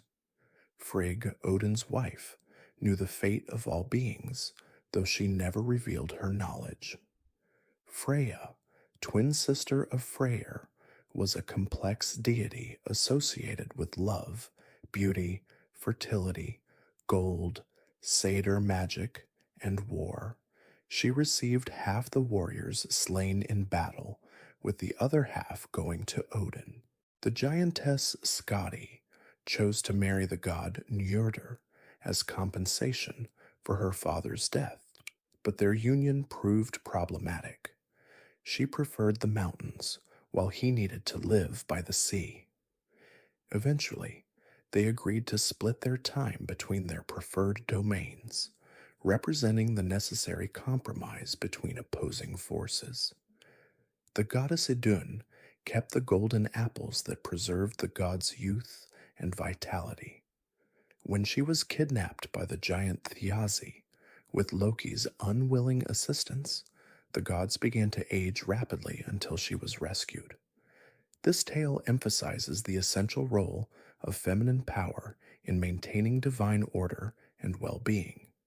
Sif, Thor's golden-haired wife, Sigyn, Loki's faithful spouse who caught the venom dripping onto his face during his punishment, Gefjon, who plowed the island of Zealand out of Sweden, and many others played important roles in various myths.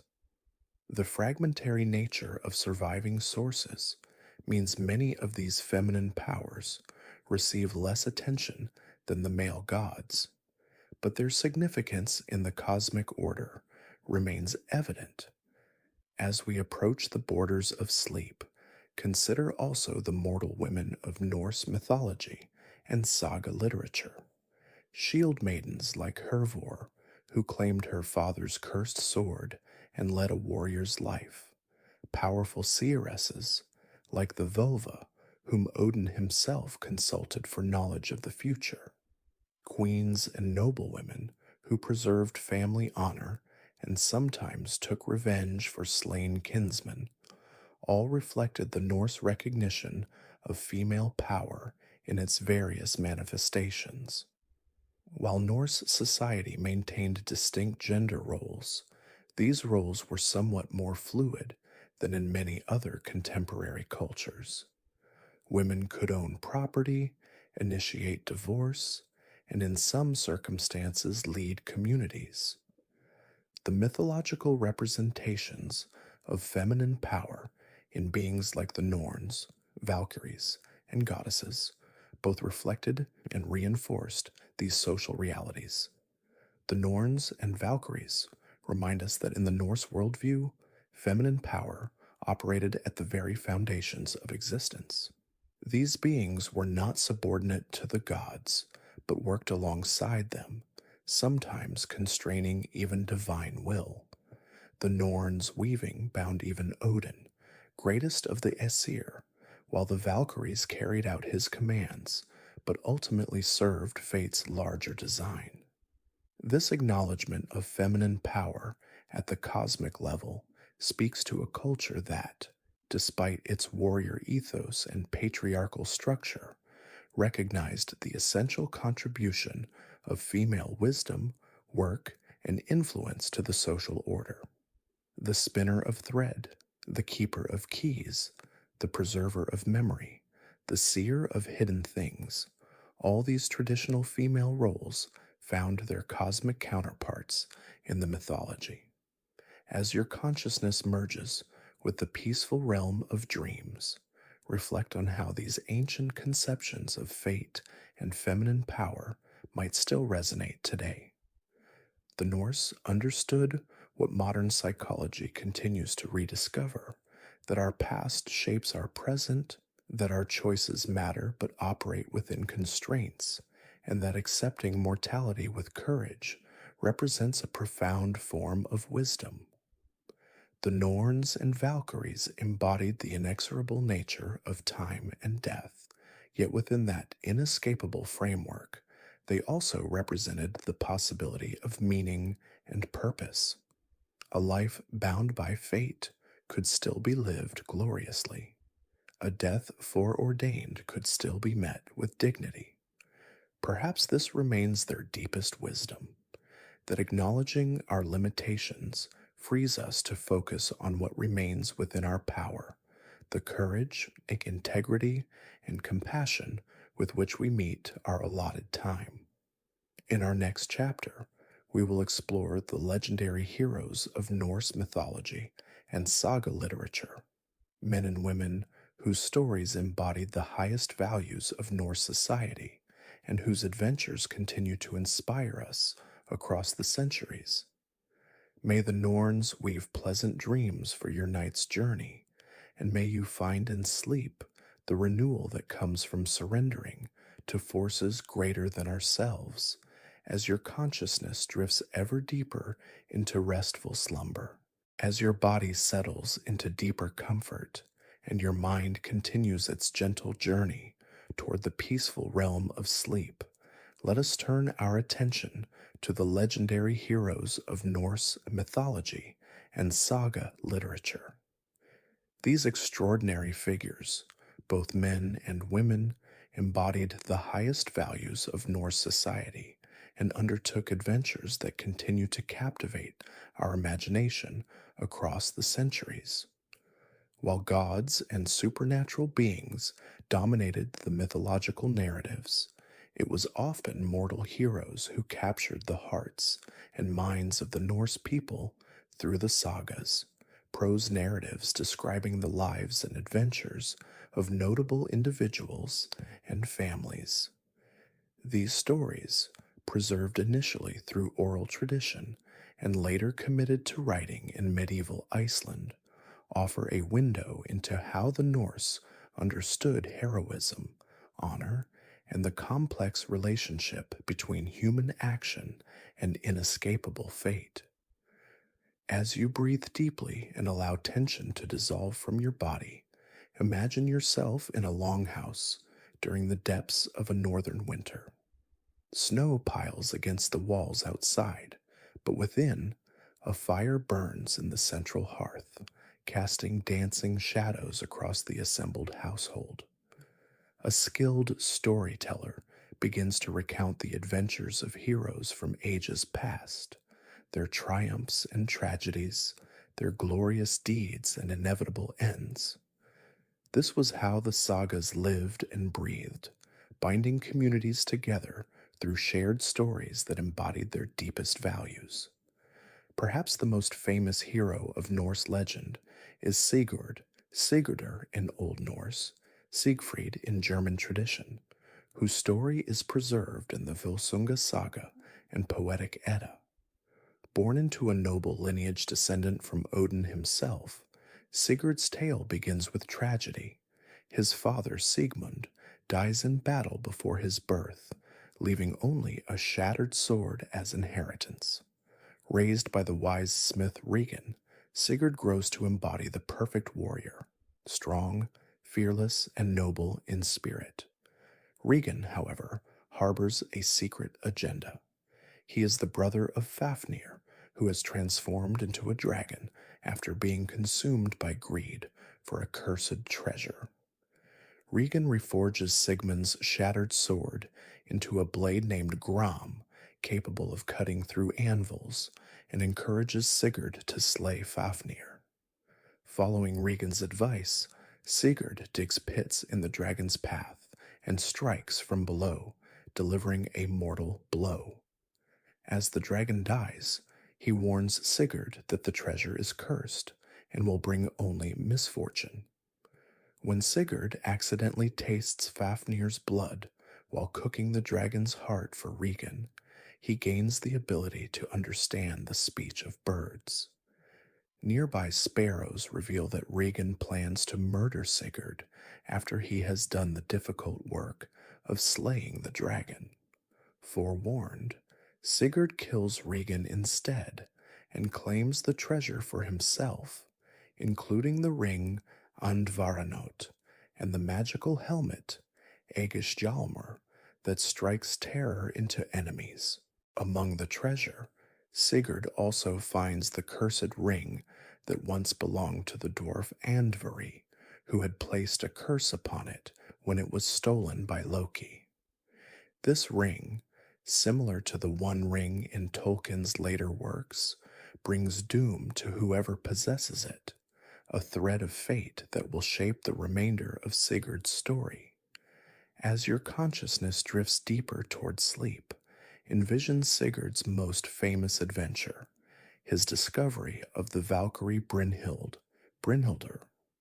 Riding his magnificent horse Grani, a descendant of Odin's eight-legged steed Sleipnir, Sigurd comes upon a mountain where a figure in armor lies sleeping within a ring of fire.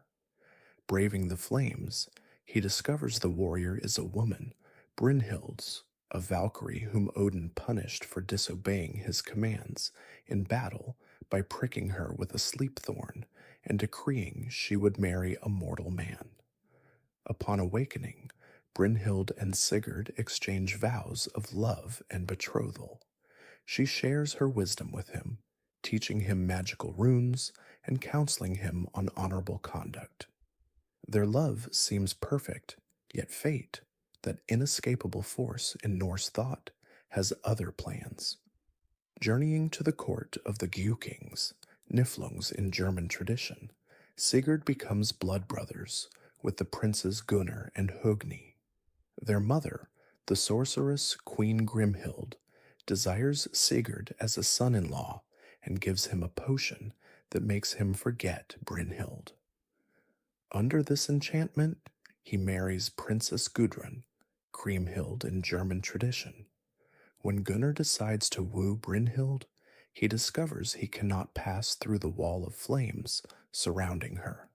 Sigurd, still under the spell of forgetfulness, agrees to help by using his shape-shifting abilities, granted by the magical helmet, to take Gunnar's form. In this guise, he crosses the fire and wins Brynhild for Gunnar. The tragedy unfolds when Brynhild later discovers the deception. During a quarrel with Gudrun, she learns that it was actually Sigurd who crossed the fire in Gunnar's shape.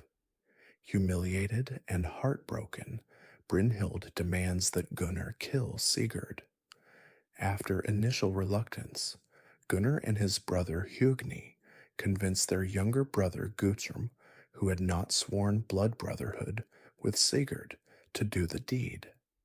Guthrum stabs Sigurd as he sleeps, but the dying hero manages to throw his sword Grom, cutting his murderer in half. Learning of Sigurd's death, Brynhild laughs terribly, then stabs herself, asking to be burned on Sigurd's funeral pyre so they might be together in death as they could not be in life. The treasure, including the cursed ring, passes to Gudrun's family, ensuring that the cycle of tragedy will continue. This powerful tale, with its themes of heroism, betrayal, revenge, and inescapable fate, exemplifies the Norse understanding of tragedy. Sigurd embodies the perfect hero, brave, noble, and true, yet even he cannot escape the workings of fate, particularly when that fate is bound to a cursed treasure. The story continues beyond his death, as Gudrun remarries, and her new husband, King Atli, based on the historical Attila the Hun, covets the treasure, leading to the destruction of the entire Niflung clan. As your thoughts grow more distant and dreamlike, let us explore another legendary hero, Beowulf, whose tale survives in an Old English poem but clearly draws from Norse heroic traditions.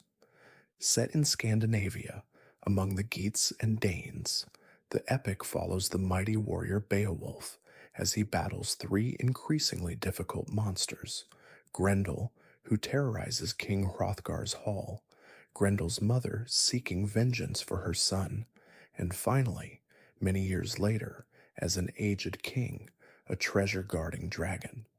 Beowulf embodies the ideal Germanic warrior king, physically powerful, unfailingly brave, loyal to his lord, and generous to his followers. His final battle with the dragon represents the perfect heroic death. Though he perishes, he dies protecting his people and securing treasure for them. Like Sigurd, Beowulf faces his fate with unflinching courage, knowing that a good name will outlive any man. The poem expresses this philosophy explicitly. For every man, death is better than a life of shame. This sentiment echoes throughout Norse heroic literature. The acceptance that while death is inevitable, how one faces it determines one's lasting reputation and worth. Among the most beloved figures in Norse saga literature are the heroes of the Icelandic family sagas, particularly Egil Skallagrimsson from Egil's Saga.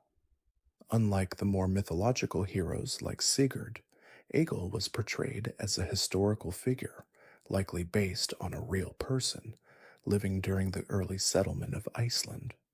A complex character, Egil combined the talents of fearsome warrior, gifted poet, shrewd farmer, and stubborn individualist. Described as large, strong, and notably ugly with a protruding forehead, Egil displayed his difficult temperament from childhood, killing another boy at age 7 after losing a game. Throughout his long life, he engaged in feuds, battles, and occasional acts of shocking violence, yet also composed some of the most beautiful poetry attributed to the Viking Age, including Sonatorek, The Loss of Sons, a deeply moving lament written after the drowning of his favorite son. Egil's story illustrates the complex moral world of the sagas, where heroes could be deeply flawed, yet still command respect through their courage, talents, and adherence to the social code.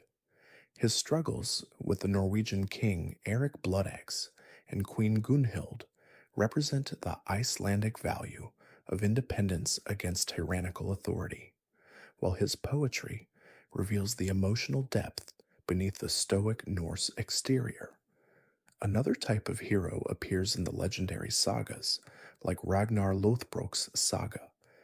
Ragnar, famous for his battles against Frankish and English kingdoms, and his extraordinary sons, including Ivar the Boneless, Bjorn Ironside, and Sigurd Snake in the Eye, represents the idealized Viking raider. Clever, fearless, and ambitious, he meets his end in a snake pit at the hands of King Aila of Northumbria, but not before prophesying that his sons will avenge him, a prophecy fulfilled when the great heathen army invades England. While historical evidence for Ragnar himself is limited, his legendary status grew to symbolize the Viking adventurer par excellence. His dying words in the saga, how the little pigs would grunt if they knew how the old boar suffers, calling his sons to vengeance, exemplify the Norse understanding of familial obligation and honorable revenge. As your body grows heavier and sleep draws nearer, let us turn our attention to the heroines of Norse literature, women who displayed courage and wisdom equal to the male heroes, though often expressed in different contexts. Among the most compelling is Gudrun Osvifsdottir from Laxdæla Saga, whose complex love life and eventual vengeance for the death of her beloved Kjartan forms the emotional core of this Icelandic family saga. Forced by family pressure to marry Boli rather than her true love Kjartan, Gudrun eventually goads her husband into killing Kjartan out of jealousy. When she later sees Boli's cloak stained with Kjartan's blood, she comments coldly, "A great breakfast you have had, Boli, and you are full fed." Later, after Boli himself is killed in revenge, Gudrun orchestrates the death of his killers, fulfilling the endless cycle of vengeance that characterizes many sagas. Heroic women in the Norse tradition also include shield maidens like Hervor, who claimed her father's cursed sword, Tyrfing from his grave mound, despite the warnings of his ghost. Determined to live as a warrior, rather than fulfill traditional female roles, Hervor exemplifies the Norse recognition that extraordinary women might sometimes cross gender boundaries, particularly if motivated by family obligation or exceptional personal qualities. The tragic heroine Brynhild, already mentioned in Sigurd's tale, stands as one of the most powerful female characters in Norse literature. A Valkyrie punished for disobeying Odin, she retains her fierce independence and warrior spirit, even after being forced into human marriage. When betrayed by Sigurd, albeit unintentionally, her pride demands vengeance, yet her love demands that she join him in death. This complex mixture of strength, pride, love, and tragedy makes her one of the most fascinating figures in the Northern heroic tradition. What unites these diverse heroic figures, men and women, historical and legendary, is their embodiment of Norse cultural values: courage in the face of inevitable death, loyalty to kin and sworn companions, the importance of honor and reputation, and the acceptance of fate while still striving to shape one's legacy through deeds and character. Unlike modern heroes, who often triumph over evil and live happily ever after, Norse heroes frequently meet tragic ends, yet achieve immortality through their lasting reputation, their good name that survives long after they have departed.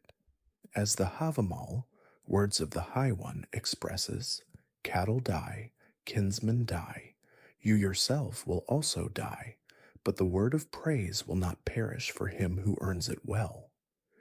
This clear-eyed acceptance of mortality, coupled with concern for lasting reputation, shaped the Norse heroic ideal. The hero might not escape death, indeed, often walked knowingly toward it, but could transcend death through memory, reputation, and the stories told about their deeds. As you drift toward the threshold of sleep, consider how these ancient tales continue to resonate in our modern world.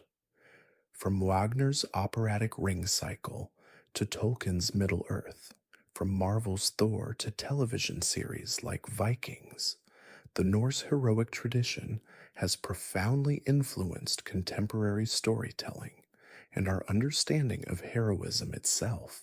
Perhaps what speaks most powerfully across the centuries is the Norse combination of fatalism and courage, the recognition that while much lies beyond our control, we can still choose how we face our challenges. In a world increasingly concerned with success and happy endings, these ancient stories remind us that how we conduct ourselves in the face of inevitable loss and limitation may be more important than whether we ultimately triumph. In our next chapter, we will explore the magical traditions of the Norse world, the runes, seidr, galdr, and other forms of esoteric knowledge that connected the human realm with supernatural forces. These practices, attributed to Odin and often practiced by women, formed a crucial part of how the Norse understood and attempted to influence the hidden dimensions of reality. May the courage and wisdom of the ancient heroes guide your dreams tonight as you journey deeper into peaceful sleep, carried on the wings of these timeless stories that continue to whisper their truths across the centuries. As your mind continues to release the concerns of waking life and your body settles into deeper relaxation, let us explore the mysterious world of Norse magic and esoteric traditions. The ancient Norse peoples inhabited a world they perceived as filled with hidden powers, where the boundaries between the physical and spiritual realms could be traversed by those with proper knowledge and skill. In this enchanted worldview, certain individuals possess the ability to interact with unseen forces through various magical practices, while the runic alphabet served as both a practical writing system and a tool for connecting with supernatural power. These mystical dimensions of Norse culture reveal a sophisticated understanding of the hidden patterns underlying existence and the potential for humans to influence these patterns through ritual and specialized knowledge. As you breathe deeply and allow tension to dissolve from your muscles, envision the most famous seeker of magical wisdom in Norse mythology, Odin himself. As we explored in an earlier chapter, the All-Father hung for 9 nights on the world tree Yggdrasil, wounded by his own spear, neither eating nor drinking, a self-sacrifice to gain the knowledge of the runes. This profound myth establishes magic as something requiring dedication, suffering, and personal transformation to master, setting the pattern for later Norse magical practitioners. The runes themselves represent perhaps the most recognizable aspect of Norse magical tradition. These angular letters, designed to be easily carved into wood, bone, or stone, served as the primary writing system in Germanic lands before the adoption of the Latin alphabet that accompanied Christianity. The older runic alphabet, known as the Elder Futhark, named for its first 6 letters, consisted of 24 symbols, while the later Viking age employed the 16-character Younger Futhark, developed around the 9th century. Far more than mere letters, each rune embodied a concept or principle and could be used for divination, spellcasting, or invoking specific energies. The very word rune derives from the Old Norse term rune, meaning secret or mystery, suggesting their connection to hidden knowledge. Archaeologists have discovered numerous runic inscriptions throughout the Norse world, ranging from simple ownership marks to complex magical formulas designed to protect, curse, or heal. One of the most common magical applications of runes was the creation of protective amulets. A famous example comes from Bergen, Norway, where archaeologists found a small wooden stick inscribed with runes that read, I cut cure runes, I cut help runes, once against elves, twice against trolls, thrice against ogres. Such protective spells suggest a belief that the properly carved runes could defend against supernatural dangers. As your consciousness drifts toward the edges of sleep, imagine a Norse rune master carefully selecting materials for carving, perhaps choosing particular woods, like oak or yew for specific magical purposes.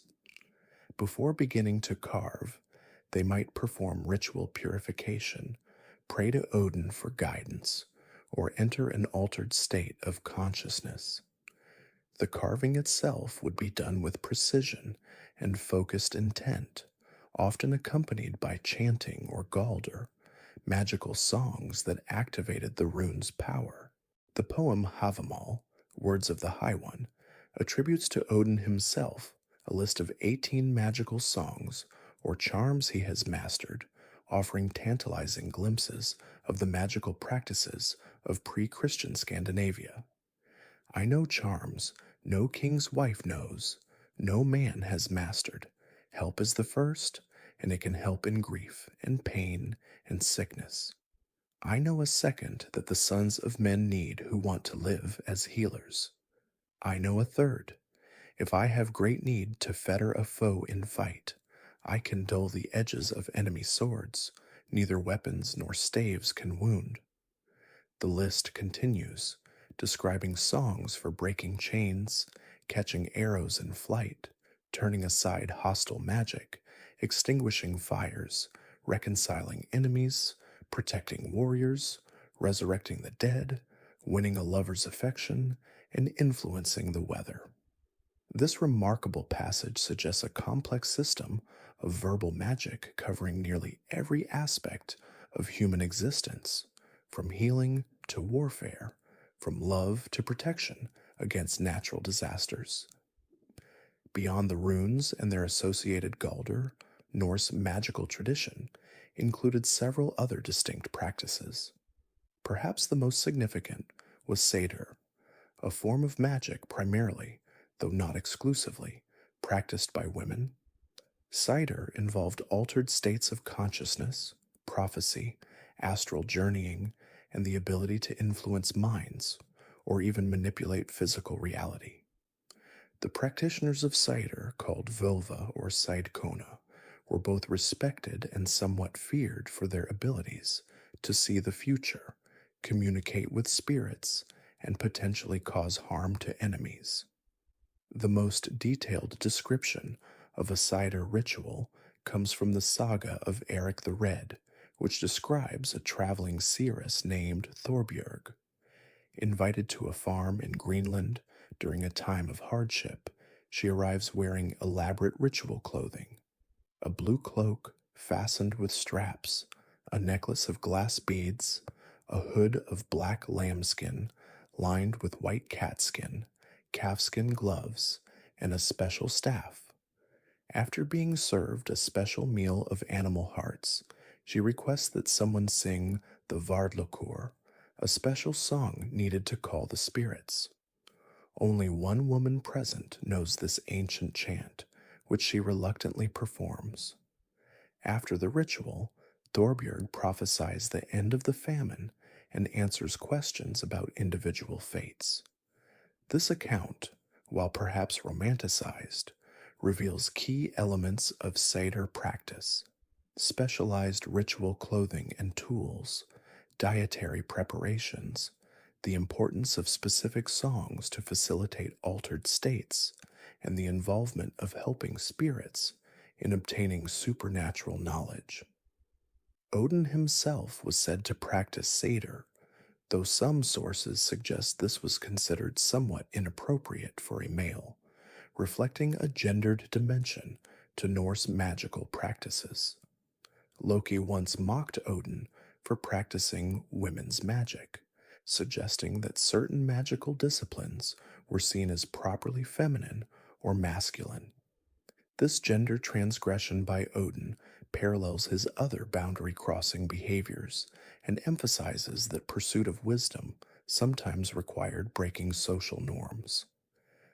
As your mind grows more peaceful and dreamlike, consider another type of Norse magic, the practice called utiseta, or sitting out. This involved spending the night alone in remote places, often at crossroads or burial mounds, to gain supernatural knowledge or power. Those who engaged in this practice sought direct contact with spirits, ancestors, or other supernatural beings, sometimes sitting on the hides of sacrificed animals to facilitate this communication. Various forms of divination were also practiced, including interpreting the patterns of thrown sticks, similar to casting runes, observing the behavior of sacred animals, or reading natural omens. The Norse concept of hamingja, or personal luck, could be read by those with the sight, allowing predictions about an individual's fate or chances of success in ventures like voyages or battles. Magical healing formed an important part of Norse esoteric practice and combined physical remedies with spiritual interventions. The Eddic poem Sigurdrifumal describes how childbirth runes should be carved on the palms and joints to ensure safe delivery, while the second Merseburg charm, preserved in Old High German, invokes the god Odin, to heal a horse's sprained leg. These sources suggest a holistic approach to healing that addressed both physical symptoms and spiritual causes. Among the most feared forms of Norse magic was the nightstang or curse pole. When seeking to place a serious curse on an enemy, a practitioner would carve a horse's head or use an actual severed head, place it atop a pole facing toward the enemy's dwelling, and inscribe runic curses upon the pole. This dramatic ritual was believed to bring misfortune to the targeted individual and represented one of the more malevolent applications of Norse magical knowledge. Weather magic also appears in Norse sources, with practitioners claiming the ability to control winds, storms, and seas, a particularly valuable skill in a seafaring culture. One famous account tells of a Finnish sorcerer who sold favorable winds to sailors in the form of knotted ropes. Untying the first knot would release a gentle breeze, the second a stronger wind, but the third would unleash a devastating storm. As your consciousness drifts deeper toward sleep, consider how these various magical practices reflected the Norse understanding of reality as a realm where physical and spiritual dimensions interpenetrated. Unlike modern materialism that tends to separate the physical from the metaphysical, the Norse worldview saw hidden connections and correspondences between all things: plants, animals, celestial bodies, colors, shapes, and sounds all participated in a complex web of meaning that the knowledgeable practitioner could influence. Crucial to this worldview was the concept of weird or fate, which we discussed earlier in connection with the Norns. While fate set certain boundaries around human action, magical practices represented attempts to navigate within those boundaries, to gain foreknowledge of what was to come, to attract positive outcomes within the range of possibilities, or to avoid harm when multiple paths lay open. Magic was not about defying fate, but working skillfully with its patterns. With the arrival of Christianity in the North, Many magical practices were condemned as pagan superstition or even diabolical witchcraft. Laws were passed against seidr and other forms of magic, though some practices persisted in folk tradition, sometimes with Christian elements incorporated. For instance, runic inscriptions occasionally included Christian prayers or invoked Christ and the saints alongside older formulas, reflecting the cultural blending that occurred during the conversion period. Despite official condemnation, belief in magic remained strong throughout the medieval period and beyond. In Iceland, grimoires, magical textbooks like the Galdrabok, preserved spells combining pagan elements with Christian prayers and demonology.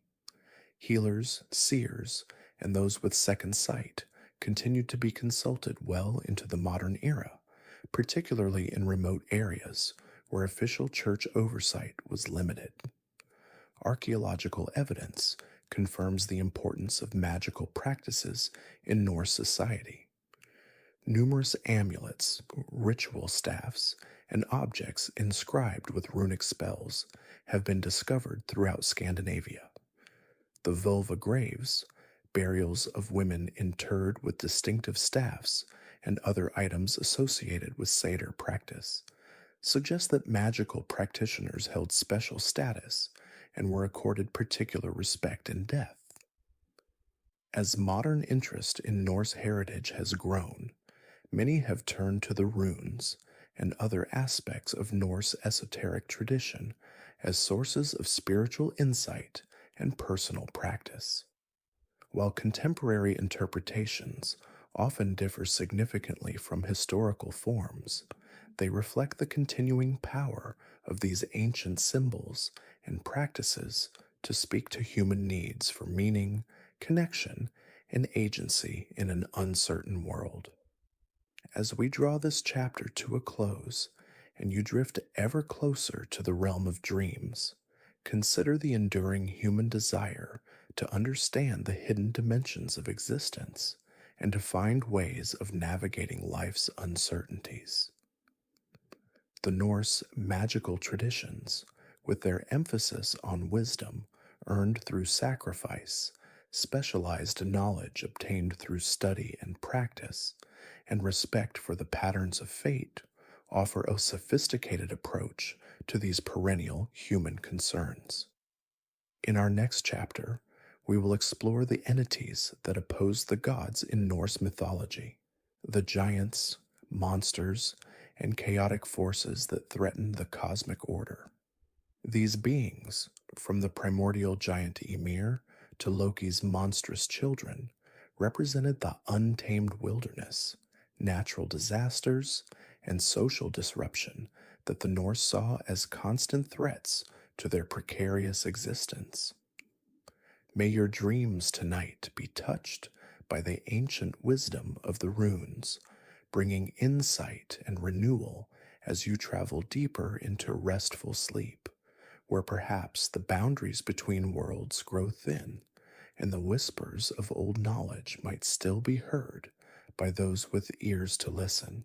As your body relaxes more deeply and your mind drifts further from the concerns of waking life, let us explore the darker corners of Norse mythology, the realm of giants, monsters, and chaotic beings who stood in opposition to the gods and the cosmic order they maintained.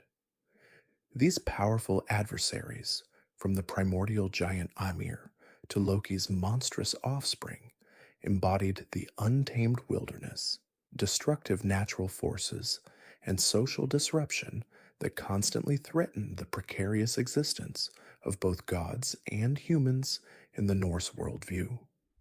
Unlike many other mythological traditions, where evil is absolute and clearly defined, Norse mythology presents a more nuanced understanding of its adversarial forces. The Jotnar, or giants, were not simply evil beings, but rather representatives of an older, wilder order, chaotic but not necessarily malevolent in all cases. Some even intermarried with the gods, while others remained implacable enemies. This complex relationship reflected the Norse experience of living in a harsh northern environment where nature's power could sustain life but also destroy it in an instant. As you breathe deeply and surrender to greater relaxation, let us begin with the primordial giant Ymir, from whose body the world itself was created. Born from the interaction of fire and ice in the void Ginnungagap, Ymir was the first living being in Norse cosmology. Neither good nor evil in a moral sense, he simply existed as raw, unformed potential. When Odin and his brothers slew Ymir and crafted the world from his remains, they were not destroying evil, but rather imposing order upon chaos, creating a structured cosmos from undifferentiated matter. The descendants of Ymir, the race of giants, inherited this connection to primordial chaos. They dwelled in Jotunheim, one of the 9 worlds, a mountainous realm of wild, untamed nature. The male giants, Jötnar, were typically depicted as massive, powerful beings of great strength but limited intellect, though exceptions like the wise Vafthrudnir, with whom Odin engaged in a fatal battle of wits, demonstrate their diversity. Female giants, Gigjar, were often portrayed as more complex, sometimes hideously ugly, other times strikingly beautiful, and occasionally possessing wisdom that even the gods sought. Many giants appear as individual characters with distinct personalities in Norse myths. Thrym, who stole Thor's hammer and demanded the goddess Freya as bride price for its return. Geirhud, who attempted to kill Thor by tricking him into visiting without his hammer. Hrungnir, who engaged in a duel with Thor after boasting at a feast in Asgard. These, and many others, feature in stories that typically end with their defeat at divine hands, usually Thor's. Yet not all interactions between gods and giants were hostile. Several gods took giant mates. Thor's mother was the giantess Jord, Earth. Freyr fell in love with the beautiful giantess Gerd. Odin pursued the giantess Gunnlod to obtain the mead of poetry, and even Loki, himself half-giant, married the giantess Angerboda. These relationships produced important offspring and illustrate the complex interdependence of order and chaos in the Norse cosmos. As your consciousness grows more distant and dreamlike, consider the giant Utgarda Loki, not to be confused with the god Loki, whose mastery of illusion challenged Thor, Loki, and Thor's servant Thialfi during their journey to his stronghold. When Thor attempted to drain a drinking horn, he was actually drinking from the ocean itself. When he tried to lift a cat, he was actually lifting the Midgard serpent, and when he wrestled an old woman, he was wrestling old age herself. This tale reveals the giants not merely as brutes, but as cunning beings capable of challenging the gods through deception rather than direct confrontation. Beyond the giants themselves, Norse mythology features several specific monstrous beings of tremendous power, many associated with Loki.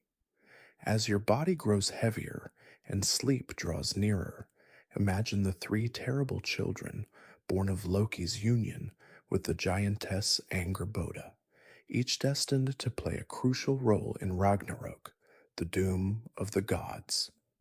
First among these is Fenrir, the monstrous wolf, whose strength grew so terrifying that the gods sought to bind him. After 2 failed attempts with ordinary chains, they commissioned the dwarfs to forge a magical fetter called Gleipnir, made from impossible things: the sound of a cat's footfall, the beard of a woman, the roots of a mountain, the sinews of a bear, the breath of a fish, and the spittle of a bird. To place this silken soft yet unbreakable bond on Fenrir required trickery. The gods claimed it was merely a test of strength, and sacrifice, as the god Tyr lost his hand when Fenrir bit it off upon discovering the deception. Bound on a remote island, Fenrir will remain restrained until Ragnarok, when he will break free and devour Odin himself before being slain by Odin's son, Vidar. The wolf's binding represents the temporary containment of chaotic forces that cannot be permanently eliminated, only held at bay until the appointed time of their release.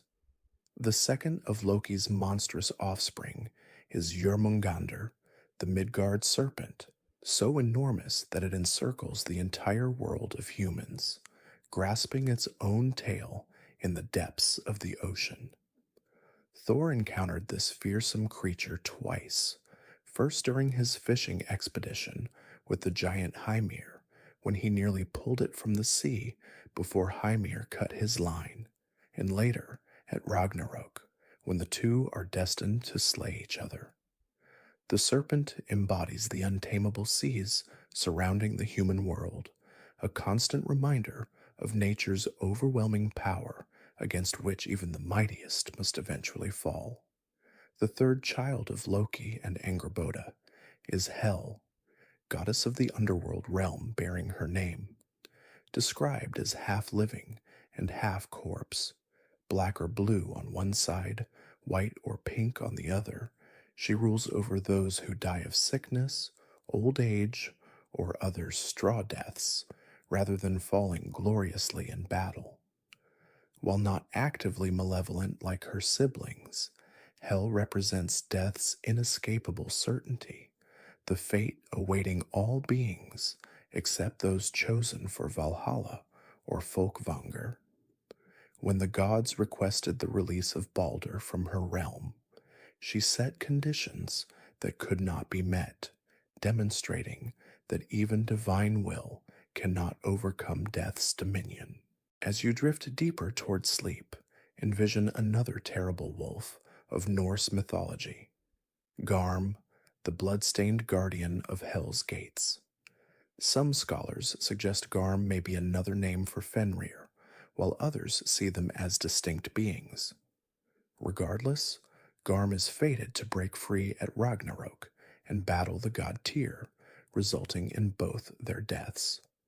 His howling heralds the beginning of the final catastrophe, a sound of primordial terror that signals the collapse of cosmic order.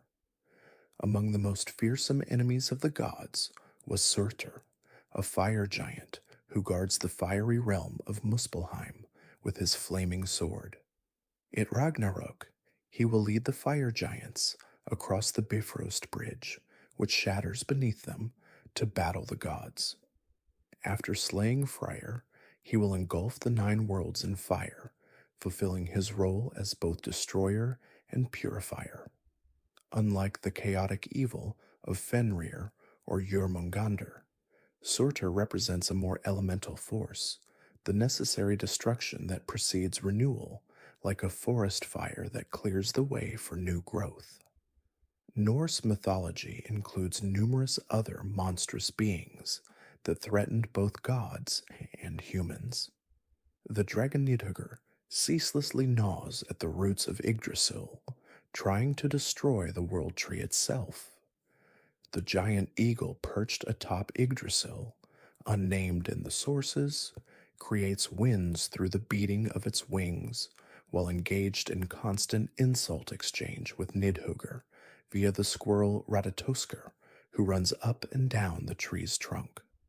Trolls inhabit the wild places of Midgard, emerging at night to terrorize humans, but turning to stone if caught by sunlight. Draugr are undead beings, corpses that rise from their graves with terrible strength and malevolent intent, often seeking to draw the living into death with them. Both represent the dangers lurking at the edges of human settlements, embodying the perils of the wilderness and the grave. As your thoughts grow more distant and fragmentary, consider the various forms of elemental giants who personified aspects of the natural world. Hrimthursar, or frost giants, descended from Ymir and embodied winter's deadly cold. Fire giants dwelled in Muspelheim and would eventually bring fiery destruction at Ragnarok. Mountain giants, Bergrisar, inhabited the high peaks, while sea giants like Aegir and his wife Ran controlled the ocean's depths, sometimes drowning sailors with their nets. These beings personified the awesome, often destructive power of natural forces that humans and even gods struggled to withstand. Storm giants brought destructive weather, potentially ruining crops or sinking ships. Their daughters, including figures like the giantess Skadi, who married the god Njord, sometimes entered into more complex relationships with the divine realm, representing the partial taming or incorporation of natural forces into the cosmic order. Beyond specific categories of adversaries, Norse mythology conceptualized chaos itself through entities like the primordial void Ginnungagap, which existed before creation, and the being Gullveig, who brought greed and sorcery to the gods, inciting the first war between the Aesir and Vanir. These abstract representations of disorder show how thoroughly the Norse mythic imagination explored the tensions between chaos and order at every level of existence. As sleep begins to embrace you more fully, reflect on how these mythic adversaries likely resonated with the lived experience of the Norse peoples. In the harsh environments of Scandinavia, human existence was precarious, threatened by brutal winters, violent storms, failed harvests, and raids from enemies. Survival required constant vigilance and struggle against forces that could never be permanently vanquished, only temporarily held at bay, much like the gods' ongoing battle against giants and monsters that would continue until Ragnarok. The monsters and giants of Norse mythology were not simply villains in a straightforward morality tale, but complex embodiments of the chaotic, untamed aspects of existence. Their constant opposition to the gods created the dynamic tension necessary for the cosmos to function. Without Jormungandr encircling Midgard, the boundaries between realms might dissolve. Without the giants challenging divine power, the gods might grow complacent. Without the looming threat of Ragnarok, there would be no impetus for courage in the face of inevitable end. This nuanced view reflects a culture intimately familiar with the harsh realities of northern life, where the line between flourishing and disaster was thin, and where the forces that sustained life, fire, water, earth, and air, could just as easily destroy it when out of balance. The Norse did not imagine a world where chaos could be permanently eliminated, only one where it could be temporarily contained through courage, wisdom, and proper ritual observance. Most striking is how the Norse myths acknowledge the inevitable triumph of these chaotic forces at Ragnarok, when Fenrir will devour Odin, Jormungandr will poison Thor, and Surtur will engulf the world in flame. Yet this is not the final word. The myths also foretell a renewed world arising from the ashes, with the children of the gods building a better order. This cyclical vision suggests that chaos, though destructive, also contains the seeds of renewal and rebirth. For the people of the North, living at the edge of the habitable world, these stories provided a framework for understanding their precarious existence and finding meaning in the struggle against forces that could never be fully conquered. The giants and monsters were not distant abstractions, but visceral representations of the dangers they faced daily, winter's killing cold, summer's crop-destroying storms, the unstable boundaries between wild and civilized spaces. In our modern world of climate control and technological buffers against nature's extremes, it can be difficult to fully appreciate the psychological impact of living in such constant proximity to natural threats. Yet perhaps the growing awareness of climate change and ecological instability makes these ancient myths newly relevant, reminding us that the forces of chaos cannot be permanently subdued, only respectfully engaged with through knowledge, preparation, and resilient community. In our final chapter, we will explore the culmination of the Norse mythic cycle, Ragnarok, the twilight of the gods, when the forces we have discussed in this chapter finally break their bonds and engage the gods in a catastrophic final battle that destroys the current world order. This apocalyptic vision, with its surprising notes of hope amid devastation, represents the Norse understanding of cosmic cycles of destruction and renewal. May your dreams tonight be peaceful rather than monstrous, as you journey deeper into restorative sleep, where, like the Norse cosmos between Ginnungagap and Ragnarok, a temporary yet precious order prevails against the ever-present forces of chaos.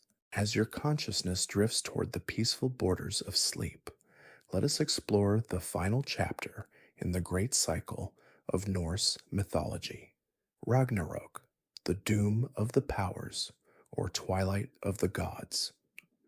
This remarkable vision of cosmic destruction and subsequent renewal represents the culmination of the Norse mythic worldview, a clear-eyed acceptance of inevitable end paired with hope for regeneration beyond catastrophe.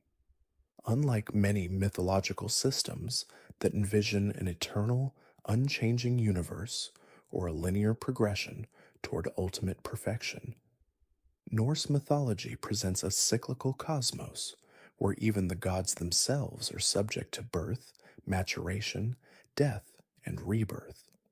Ragnarok is not merely an apocalypse but a transition, the necessary destruction that precedes new creation, like the harsh northern winter that must be endured before spring's renewal.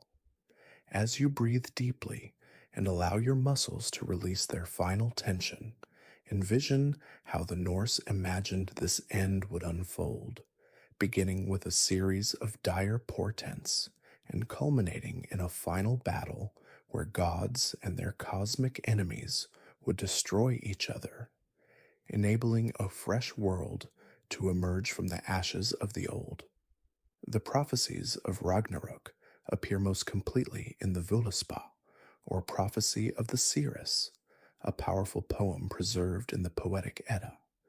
In this work, a Völva or seeress recounts a vision of both the creation and destruction of the world, addressing Odin himself with her terrible knowledge. The gods, knowing their fate through prophecy and Odin's wisdom, do not attempt to escape it, but prepare to meet it with courage, a reflection of Norse cultural values that prized facing inevitable end with dignity rather than avoiding it through desperate measures. The first signs of the coming doom will be moral rather than physical. The Völuspá describes an axe age, sword age, shields are cloven, wind age, wolf age, before the world crumbles. This progression suggests a breakdown of social bonds and ethical norms, as kinship ties dissolve and oaths lose their binding power. Brothers will fight one another, and incest will become common, violations of the social fabric that mirror the coming cosmic disintegration. Following these moral failures, nature itself will rebel.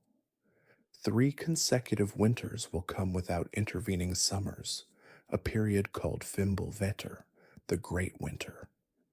During this time, snow will drive from all directions, bitter winds will blow, and the sun will provide no warmth. Starvation and hardship will lead people to abandon the last vestiges of moral restraint as they struggle desperately for survival. As your mind grows more distant and dreamlike, imagine the moment when Loki, who has remained bound since killing Balder, finally breaks free from his chains. Similarly, his monstrous son Fenrir will shatter his magical fetters, while the world serpent Jormungandr will rise from the ocean depths, thrashing so violently that waves crash over the land. The giant Hrym will sail from the east in a ship made from the untrimmed nails of the dead, bringing the frost giants to battle, while Surtur leads the fire giants from the south, his flaming sword brighter than the sun. The great ash tree, Yggdrasil, will shudder and groan as these forces converge. In the underworld, the pale ship Naglfar, piloted by Loki and filled with the dishonorable dead from Hel's realm, will sail toward the battlefield. The sky itself will split open, allowing the fire giants to ride through, shattering the rainbow bridge Bifrost beneath them as they advance toward Asgard. Heimdall, the ever-vigilant guardian of the gods, will see these approaching forces and blow his horn Gjallarhorn with such force that it will be heard throughout all 9 worlds. This clarion call announces the beginning of the final battle and summons the gods and Einherjar, heroes chosen by Odin for Valhalla, to their positions. Odin will consult the severed head of Mimir for final guidance, then mount his 8-legged horse, Sleipnir, and lead the gods and Einherjar to Vigrid Plain, where the decisive battle will take place. This vast field, extending 120 leagues in each direction, according to the Prose Edda, will accommodate the countless combatants in this cosmic final stand. As your body grows heavier and sleep draws nearer, envision the terrible confrontations that will unfold on that battlefield, where each god will face a destined adversary. Odin will fight the monstrous wolf Fenrir, but will be swallowed whole despite his power and wisdom. His son Vidar will immediately avenge him, placing one foot on the wolf's lower jaw, wearing a special shoe collected throughout time, made from the scraps of leather that people have cut from their shoes at the toe and heel, and grasping the upper jaw with his hand. With his incredible strength, he will tear Fenrir apart, fulfilling his role as the silent god of vengeance. Thor, mighty defender of gods and humans, will confront his ancient enemy, the Midgard serpent Jormungandr. Although he will succeed in killing the serpent with his hammer Mjolnir, he will then take only 9 steps before falling dead from the venom it spewed upon him.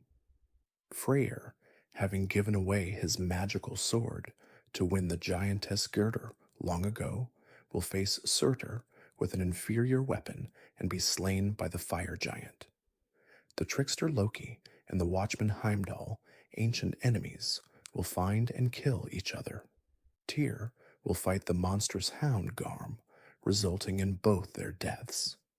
The battle will rage until most participants from both sides have perished, fulfilling the terrible symmetry of cosmic destruction where forces of order and chaos annihilate each other. Once the combatants have fallen, Surtur will fulfill his ultimate purpose, casting fire over the entire world. The flames will consume everything: Asgard and Midgard, mountains and seas, gods and giants, humans and animals. The stars will disappear from the sky, and the sun will turn black before being swallowed by the wolf school. The moon will meet a similar fate at the jaws of the wolf Hati. The 9 worlds will burn until nothing remains but smoke, ash, and steam as fire meets water. Yet this is not the final word in Norse mythology. As your consciousness merges with the peaceful realm of dreams, consider the remarkable hope embedded within this apocalyptic vision. After describing total destruction, the Völuspá continues with an account of renewal that suggests the Norse did not view Ragnarok as the absolute end, but rather as a transition to a new cosmic cycle. The poem describes the earth emerging once more from the sea, green and fertile. The surviving gods, Vidar and Vali, sons of Odin, Magni and Modi, sons of Thor, and Hoenir, will gather on Idavol, the plain where Asgard once stood. There they will find the golden game pieces, once used by the original gods, suggesting continuity between cosmic cycles despite apparent total destruction. Most significantly, Balder and his brother Höder will return from the realm of death, their ancient conflict resolved, representing the healing of old wounds and transcendence of previous cosmic patterns. The brothers will dwell in the halls once inhabited by their father Odin, suggesting both continuation and transformation of divine power. A new human pair, Lif, Life, and Lifthrasir, eager for life, will emerge from their hiding place in Hodmimis Holt, sometimes identified with Yggdrasil itself. Having survived the fire and flood by taking shelter within the world tree, they will repopulate the earth with a new human race. Their names emphasize the persistence of life, even through the most catastrophic conditions, a powerful message of hope in the harsh northern environment. The Cyrus describes a magnificent hall thatched with gold arising at Gimle, where worthy people will dwell forever in peace and prosperity. A new sun, daughter of the old one, will shine upon this reborn world, continuing the celestial cycle despite her mother's destruction.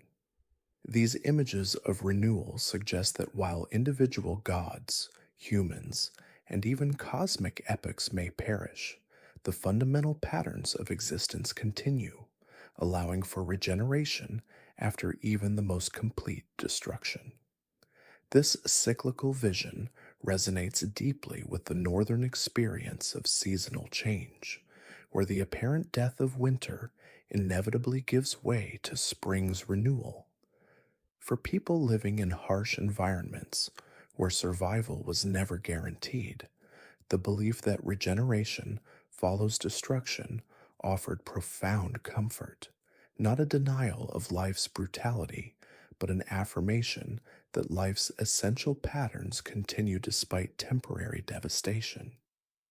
As sleep begins to embrace you more fully, consider how the Ragnarok myth compares to other apocalyptic traditions.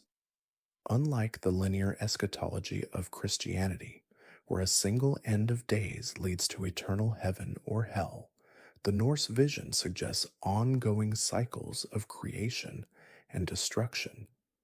Yet unlike some Eastern cyclical cosmologies that emphasize unchanging repetition, Norse mythology implies that each cycle incorporates lessons from the previous one. Baldur's return represents healing of old wounds, not merely their repetition. This sophisticated understanding of cosmic patterns reflects a culture intimately attuned to cycles of scarcity and plenty, darkness and light, death and rebirth. The Norse lived with the constant awareness that their survival was precarious. Crops could fail, raids could destroy settlements, disease could devastate communities. Yet they also witnessed how life inevitably renewed itself after even the harshest winters or most devastating setbacks. Ragnarok also reflects Norse social values, particularly the emphasis on courage in the face of inevitable end. The gods know they cannot escape their fate, yet prepare for the final battle without despair or surrender. This mirrors the ideal Norse death, facing one's end with clear-eyed acceptance and dignity rather than futile attempts to avoid the unavoidable. Such courage before inevitable destruction was among the highest virtues in Norse culture, where a good death often mattered more than a long life. The myth contains practical wisdom as well. The detail about Vidar's special shoe, made from leather scraps that people have saved, suggests that even small, seemingly insignificant actions can contribute to cosmic renewal. Similarly, the golden game pieces found by the surviving gods imply that something of value always remains even after catastrophic loss, a message of hope for a people familiar with hardship and devastation. As we conclude our journey through Norse mythology, from the creation of the world, from Ymir's body, to its destruction and rebirth after Ragnarok, we have explored a mythological system of remarkable sophistication and psychological depth. These stories provided the Norse peoples with explanations for natural phenomena, models for social behavior, comfort in the face of life's harshness, and meaning within a challenging existence. The enduring appeal of these myths lies partly in their unflinching acceptance of life's difficulties, coupled with stubborn hope for renewal. Unlike mythologies that promise perfect divine justice or eternal bliss, Norse tales acknowledge that suffering is inevitable, gods themselves are flawed, and nothing lasts forever. Yet within this seemingly harsh worldview lies a profound affirmation of courage, honor, wisdom, and the continuation of life's essential patterns beyond individual mortality. As your consciousness fully surrenders to sleep, carry with you the Norse understanding that endings contain beginnings, that destruction holds the seeds of renewal, and that courage in facing inevitable challenges matters more than final victory. Like the golden game pieces discovered after Ragnarok, something essential always survives, even the most complete devastation, allowing life to renew itself in endless, ever-changing cycles. May your dreams tonight be peaceful rather than apocalyptic, and may you awaken refreshed to a world reborn through the simple miracle of morning, just as the Norse imagined their cosmos would regenerate after even the most complete destruction. Sleep well, knowing that like Lif and Lifthrasir emerging from the world tree after Ragnarok, you too will emerge from sleep renewed, to continue your own unique journey through the ever-turning cycles of existence. Now, as we complete our exploration of Viking myths and legends, may these ancient tales continue to whisper their wisdom as you drift into the deepest realms of restful sleep, where perhaps you might glimpse, like the seidr of the Völuspá, visions of worlds ending and beginning in the endless dance of cosmic renewal.